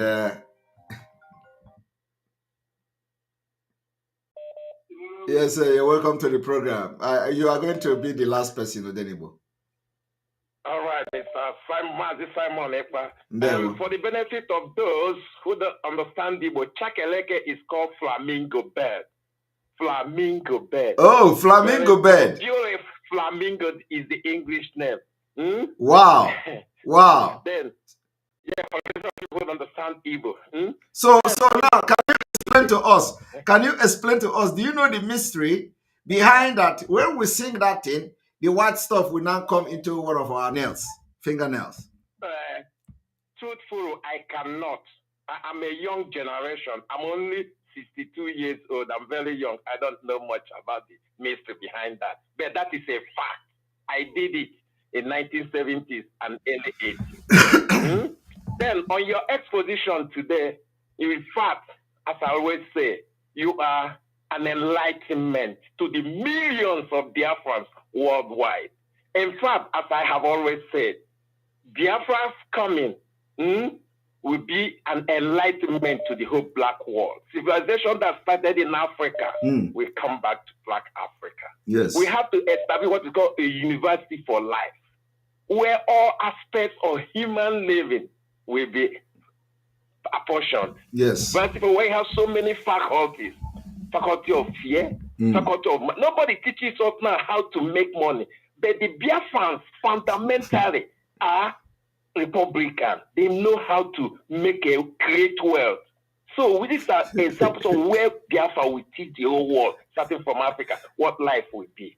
We make a university where we have a university for faculty of fear, fear of the unknown, department of fear of the unknown, department of fear of individual, fear of tomorrow, fear of this, fear of that. Even fear of God, we want to have the fear of Chukwu Okike. We have to get those departments and those.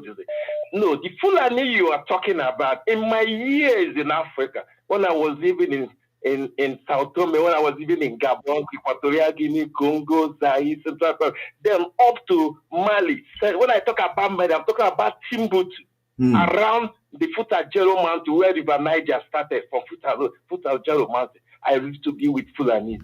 We went to Burkina Faso, Mali, Burkina Faso, in Guinea-Bissau, Guinea-Conakry, and Guinea Equatoria. Then down to Ghana, Togo, Mali, Senegal, and all of them. Fulani people are people who are despicable.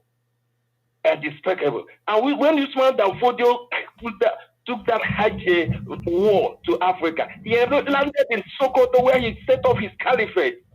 And from there, want to dip the Quran into Atlantic Ocean. Yes. Buhari came to materialize it in this 8 years. But anyway, nothing happens for nothing.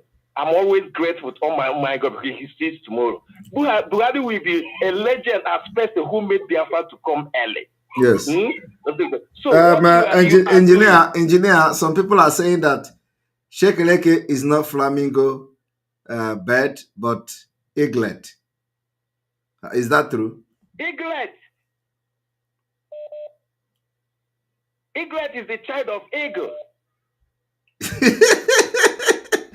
Okay. No, joke apart. Yes. Eaglet is the child of an eagle. It's reasonable. Yes. You check it in Google and dictionary of the flamingo. In 1976, when I was in my primary school, elementary seat, we have a hotel called Flamingo. Anybody that is on this program knows about Enugu. You know about Lagos Street. You know about Woody Road Primary School, former Sembat. I was in Mike Grammar School. Okay, so some people say egret. I don't know which one is egret and which one is eaglet again. Did they have anything like egret? And the younger echo is an eaglet. Okay, now, engineer, come to so what is this? Do you, of course, you know that this is not in Igbo language. When we say shekeleke bango she, what is that? What does that mean? Because that is different between, we normally say shekeleke bango she, and then we say shekeleke nyemumbo chaki weroji. So this bango she is not Igbo language. So what are we trying to speak? What were we trying to speak? I will not say what I don't know. Please, I don't know. Okay. I will have to ask elders or people who are older. Yeah, because at least she we can say is Yoruba. Okay. Yoruba. So, but what is this bango she? Is it like bango? Okay. Is it like mix of Oduduwa, mix of Yoruba and Hausa, or either? I really need to know because this is something that we need to know. You've given us a task. You've given us a task. We go for it. I will go for the solution. Okay. Yes. And actually, by the end of the day, the head of checker will you see white spot on your finger. Yes, on your finger. Yes. Yes, on fingernails. Yes. It's a mystery. It's even now that I'm telling you, you are a beacon of knowledge, a warehouse of knowledge. A warehouse. Look at the way you're bringing out. Brain what is it called? You are making our brain to go back and think in deep. So it's not only me. There are millions where I've got phone calls from all my colleagues everywhere. When they were talking about the situation you're putting our brain in. I will go for it to do research about it. Very important. We need to know. Very important. We need to know what language is that. What language is Bango? But they share with Yoruba, shake it. But you know that republic, that country called Nigeria, because of our mixing with different parts of the Nigeria, we have many things in common. It's like Igbos we say Oyibo. Oyibo is not an Igbo language. It's a Yoruba language. Even Igbo na called Beke or Onyocha. Oyibo is a Yoruba language. And so many things in Yoruba also has things to do with Igbo. The Yoruba na say Ogo Igbo na say Ogo Chuku. Grace of God. In Yoruba, it's still the same grace of God, Ogo. These are Bama. Look at Jangorova. It's what they call it in Yoruba land. I was in the theory of Yoruba land. It's the same thing. You know Jangorova, that swing. That's what they call it in Igbo Jangle. In the same thing, now so many things.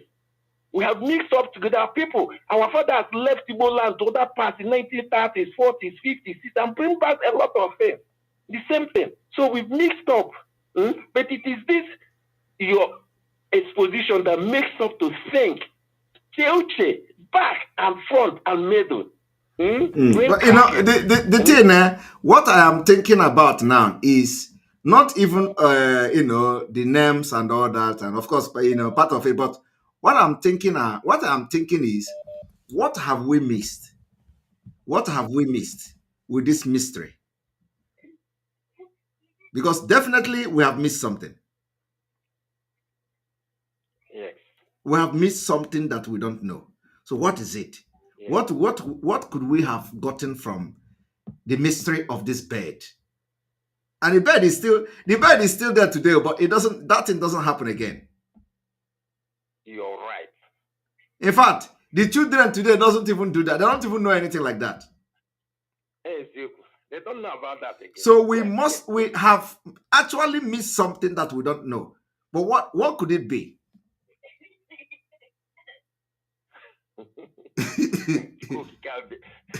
Our God maybe is not happy with us being in that enclave called Nigeria.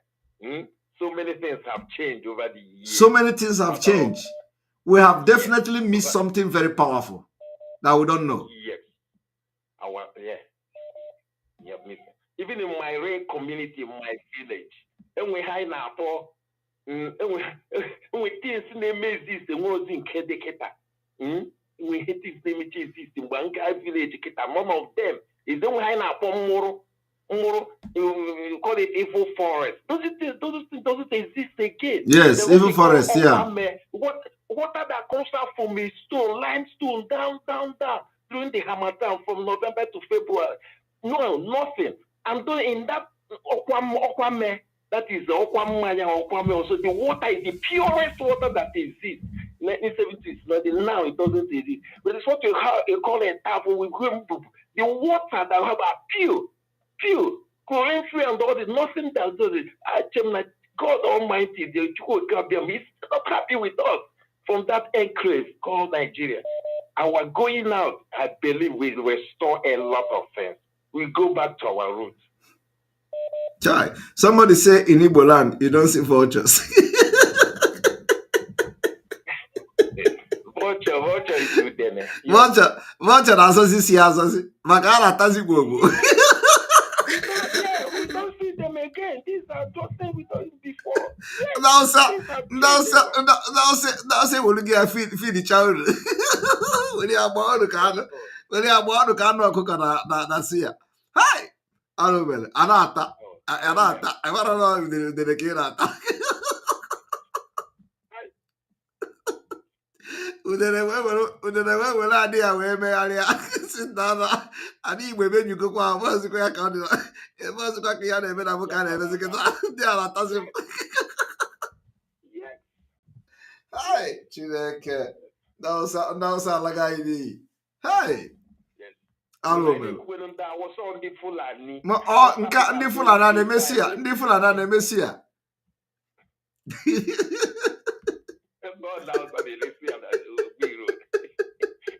ndị egbugo mmadụ wewere udere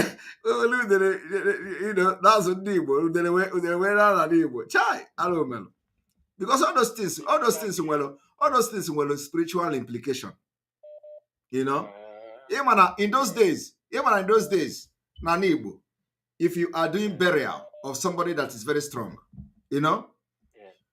vulture will come. If vulture did not come, a man that has problem. Imana una amarokwa na mu awo omenala mmara ka mbụ. Ndị nwana sị na ha bụ ndị Igbo, ndị nwana sị na ha bụ ndị Igbo amara ha bụ Igbo culture. So in those days, when somebody kataraka, if you don't see vulture there, imana unsobude. So vulture, here the two vulture must come. And I get you vulture or something. Yes. Yes. So the vulture will just land the bar. The vulture will just land the bar. As in a vulture abiago. So, and then they will stay somewhere at Toporoha or something. They will eat it, and then they fly off. Imana akwago dios. But today, nothing like that. Aromelo. Hi. How many people watching this program know about this particular thing I'm saying now, about this vote? I don't know. How many people that know about it? All right. Thank you very much, engineer. You're welcome. Thank you. Goodbye. There we Bye-bye. All right. I think you people have touched me to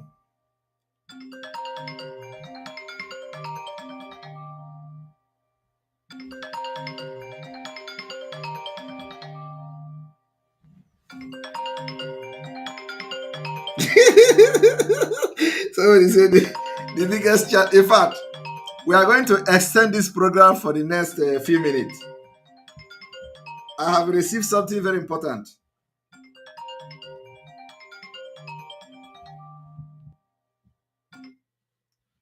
I have received something very important, so I'm going to I'm going to bring it to the screen. A moment. Hello, you're welcome to the program. Hey, my brother. Ndewo. Simon. Ndewo. Maazị Maka Ifru Chukwu goziere gị. Ama na Chukwu ya emecha wepụta mmadụ dịka gị n'ala Biafra. Anọ m India laa na-esensitalize ndị mme na ha nọgwa n'ebe a na-agwa ha nke na-eme maka o mere ka ọ bụrụ ndị mmadụ ha na-ekwu okwu DOS mana mụ wee emechiere nke DOS ebe a emechiena m ya ebe a onye ọbụla amara na nke bụ eziokwu. Chukwu goziere gị nke ilele m anya na etigala m ihe banyere ihe strọgụl ya wee etigala m ya ma isi mmadụ nke ilele m anya mgbe enwutere maazị Nnamdị Kalụ ka papa m ma fada nọ na ya nwụ enwutere maazị Nnamdị Kalụ ozugbo na-enwutere nwa maazị Nnamdị Kalụ agwa ya papa m o ruo papa m ebegide akwa maazị Nnamdị Kalụ nwụọ o ruo 3 days papa m anwụ maka echeta aga maka papa m kpọrọ ndị Fulani asị wee papa m buru ụzọ akọrọ anyị ihe ha mere na ihe butere ọgụ na ihe emere n'agha onye ọbụla nwe ihe butere ọgụ onye ọbụla ma ka the history of Biafra ihe butere ọgụ Biafra onye agha aghara eme nkọ iri mana obi dị m aṅụrị na-enwere ụdịrị mmadụ dịka gị. Nnamdị Kalụ sịla niile take the struggle to another dimension. Ihe eziokwu ka dịmanụ kwuru datị o mere ihe ọhụrụ n'ime gị. Ihe a na-ekwula mgbe a chụtụrụ Uchemefọ mgbe Uchemefọ ọ chụpụrụ Uchemefọ ngụwa ka ọ chọrọ ime you know that we have no nwere exposition anyị mere nke anyị na-ediscuss kịta bụ ihe gbasara Chekeleke na anyị ekwuokwa n'okwu udene na ọ na-abụ mmadụ nwụọ nnekwu mmadụ nwụọ maọbụ mmadụ nwụọ udene na-abịa mgbe a na-akwado ozu ịghọtago ewee nye udene ahụ ewee nye udene ndị udene wee fepụ anyị today udene adọrọzi anaghị emezi ụdị ihe ahụ so kedu ihe na-emezi ihe mere ihe niile maazị ihe mere ihe niile mbụla alaba anyị emebisiele alaba anyị mebiri emebi na alaba anyị emebisiele mgbe mbụla eme imekwa be anyị nga nsị bụ nga ma achọrọ m ịkpọ nga nsị ahụ mana be anyị elegbu nnama na be anyị achọrọ m ịkpọ nga esi ahụ maka mkpọ nga nsị ahụ na onye ọbụla ha na nga nsị na mkpọ ha n'ebe ahụ aha na onye ọbụla ma onye mbụ onye ọbụla ma famili anyị bụ ezigbote strong IPOB anyị bụ strong IPOB Biafra ndị malara akpa ndị Biafra ịghọtago achọrọ m ịkpọ nga mgbe mbụla eme akwụba ozu udelele ebu ụzọ abịa ebe ahụ egbu ha n'anụ udelele ebu ụzọ abịa ebe ahụ ihe a mbụ aja a na-eme achụ aja ma afọ udele ma na-acha aja esoro enwe isi mbụla eme akwụba ozu udelele abịa ebe ahụ iwu ibulu udelele abịa die iwu ibulu udelele abịa bere na nkwụ nọ ebe ahụ na-eche ha n'anụ ofetuo bịa rie anụ ya bụ na omenala emere ezuole mana ụdụ o mezi ụgbọrọ ala anyị mebisiri na emebisi mana Biafra ya kpọchi akpasị ihe niile ahụ azụ anyị amachi nke anyị na-efe anyị anwụchi anyị okpukperechi anyị ka anyị si ekpe okpukperechi anyị ịghọtago anyị enwe one esi ekpe okpukperechi anyị na-eme omenala anyị adịrị anyị siri ike ga-aba anyị maka ihe anyị bụ ndị gboo ndị gboo bụ ndị mbe mbụ ndị gboo bụ ndị mbe mbụ ịghọtago anyị nwa bụ ndị mbe mbụ anyị bụ mmadụ izizi Chukwu kere so anyị nwa abịaziela ebe onwe anyị ndị ọcha na-emezi udo ha abịala anyị aghọta m ka ndị be anyị si eme ịbịa ewe ọcha anyị nwa sụsọ anyị nwa ịma obodo nọ na ya o mere mgbe nwe problem baa ime ụlọ nga anyị aragwa ndị obodo agwa ha na-agwa ọgwụ egbe agba mmadụ egbe lere mmadụ ha asịla asị na-eme ụdịrị ha ama anya dawa anyị nwa na-eme many things anyị na-eme many things ọ dị possible anyị na-eme in the whole world ma ihe mere bụla anyị ji ụjọ ma chukwu nna abịala na chukwu nna ya na-ekele chukwu la enwe n'ụdịrị mmadụ dị ka gị nwesị ụdịrị mmadụ dịkwa ndị sịkpa ka anyị nọsịkpa ara ndụ chukwu ya agoziri gị chukwu ya egozi ama chiga gị na ekpere mgbe ọbụla ama ekpere gị ekpere steji ka chukwu gbaa anyị ume ịlaghọta gbaa anyị ezigbote ume si ebe na Nnamdị Kalụ nọ n'ime jeel ebe ahụ ọ sịrị ya ya ebute ụzọ na the struggle ya elite the fight ọ nọ n'ime ụlọ nga elite the fight so freedom fighter na nọ n'ime ụlọ o jiri nọ n'ime ụlọ nga ọ na-ega ezai o jiri na ezai ọ na-ega lidi wela fight freedom ịghọtago nke ya bụla ọ nọ n'ime ụlọ nga chukwu gozie chukwu gbaa gị ume. Thank you very much. Ndewo. All right. So if you look at the screen, you are going to see the Chekeleke. Chekeleke is in the screen. And here they say, the biggest childhood scam. Indomie generation will not understand this. The biggest childhood scam. Is this really a scam? Is this really a scam? Because is this really a scam? The biggest childhood scam. Indomie generation will not understand this one. So I want to know, look at the white thing. Is this really a scam? It's not a scam. Many of us have done this, We have done it and it worked. All right. Thank you very much. May God bless you. We continue tomorrow. Please do not call me again because a lot of calls are coming and I cannot take all the calls. Please, after this broadcast, I am appealing to everybody not to call me because the way I receive call is not really, I don't want to be often switching on my phone or deleting the app because sometimes I just delete the app. So I don't want to delete the app because of too much calls. Please, remember also there is time differences that when we are sleeping here, you don't need to be calling my number when I'm sleeping so that even though it is silent and all that. I thank you very much. May God bless Mazinam Dikano. May God bless our ESN. May God bless Ondigbo. God bless Professor Banji and all Oduduwa agitators. May God bless our Umada and their husband. May God bless our media team. May God bless all of you, our alliances, special squad forces and all that. May God bless all of you.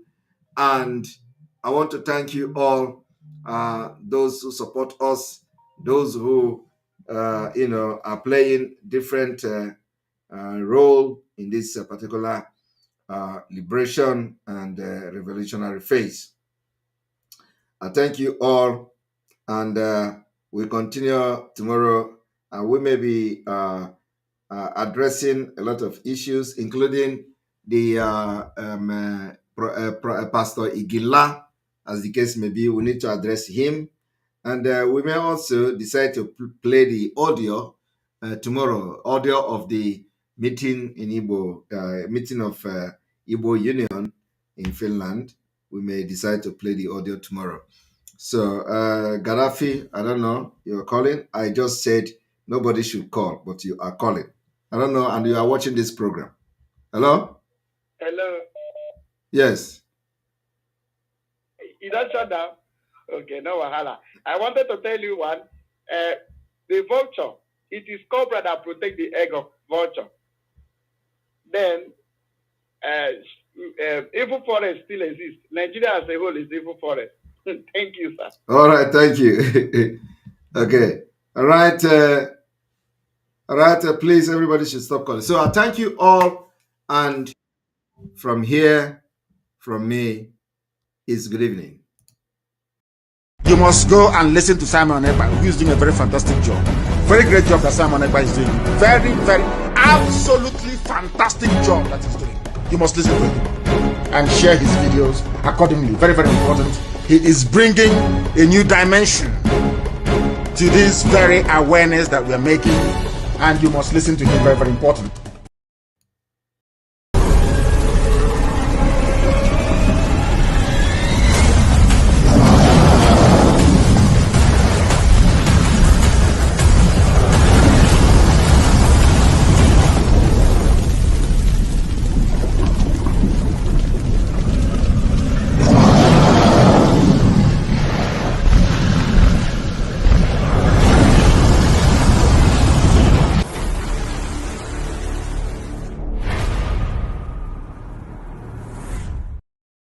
Newspapers, you were listening to some idiots hired by zoo government to rubbish Biafra. You are listening to them, gossiping about me. Oh, Nnamdi Kanu is a fraudster, he's a thief. And what did Nnamdi Kanu steal? Nothing. Did he defraud you? Nothing. Then why are you calling him a thief? They cannot answer. That was why Simon Ekpa took time to demolish the little toad. Bravo. Demolished him by your Tony Maya. Demolished your Coco and dumped him in the gutter and the sewage. Objectively, you're asking me for a map of Biafra, and when the map was there, Ojukwu fought with. You're asking me for my road map, so I will give you can give to Janjaweed. The idiots, they never planned to go to America. It was when I decided to go to the US for 30th of May last year. They also came up to say, oh, we are going to America as well. Anywhere I go to, if I hold a town hall meeting, they'll go and be gossiping, yapping at the back. Oh, now the Kanu squad is stronger. He's a thief. You ask them, what have you contributed to IPOB? No. Then what did he steal from you? I don't know if their plan of new Nigeria movement with Yoruba. Let's destroy Nnamdi Kanu. And as we have destroyed them, the glutinous was bigger. You're fighting for Biafra and you're building a mansion without sewage system. You don't know those nonsense we knock down in Biafra. We are going to knock down every building and we will rebuild everything. They convince all of them, even the pipeline security guard, Asian Creek, they are part of sign agreement. New Nigeria, let's move for New Nigeria. Me, you talk to me about New Nigeria. You're a madman. A child of Biafra, you're to discuss New Nigeria. Thunder will destroy you and your lineage. These are the idiots. When they're talking, hey, the Fulanis are coming, they are coming here. The Gambari, they are coming. So when I was telling you before, you didn't know. So you did not know before. You were deaf and dumb. When I was telling you before that they are coming, you didn't know. They married that they were coming. Useless set of people. Psychophants. IPOB is consistency personified. We don't change. It doesn't matter what you do. You can write your garbage. You can yap and gossip from now till 2099. That is your business. We don't move an iota. Where we are is where we are. Our agenda is our agenda. We are not shaking. Not to the right, not to the left. Unshakable. Gossip from now till the kingdom come. Unshakable. Indestructible. This movement is indestructible. Not by man. They have not given birth to you to convince me to join New Nigeria movement.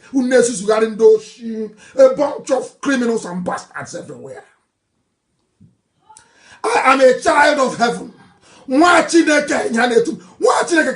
child of heaven. I don't engage in all this nonsense. Biafra is my mission. My parents died as soon as Elohim said it is there. Look at it, I've given it to you people. And he called them. Then I move forward and go and get Biafra. Nonsense. New Nigeria. Thunder fire all of you and your new Nigeria. Check it, Uno. Simon, demolish your coco.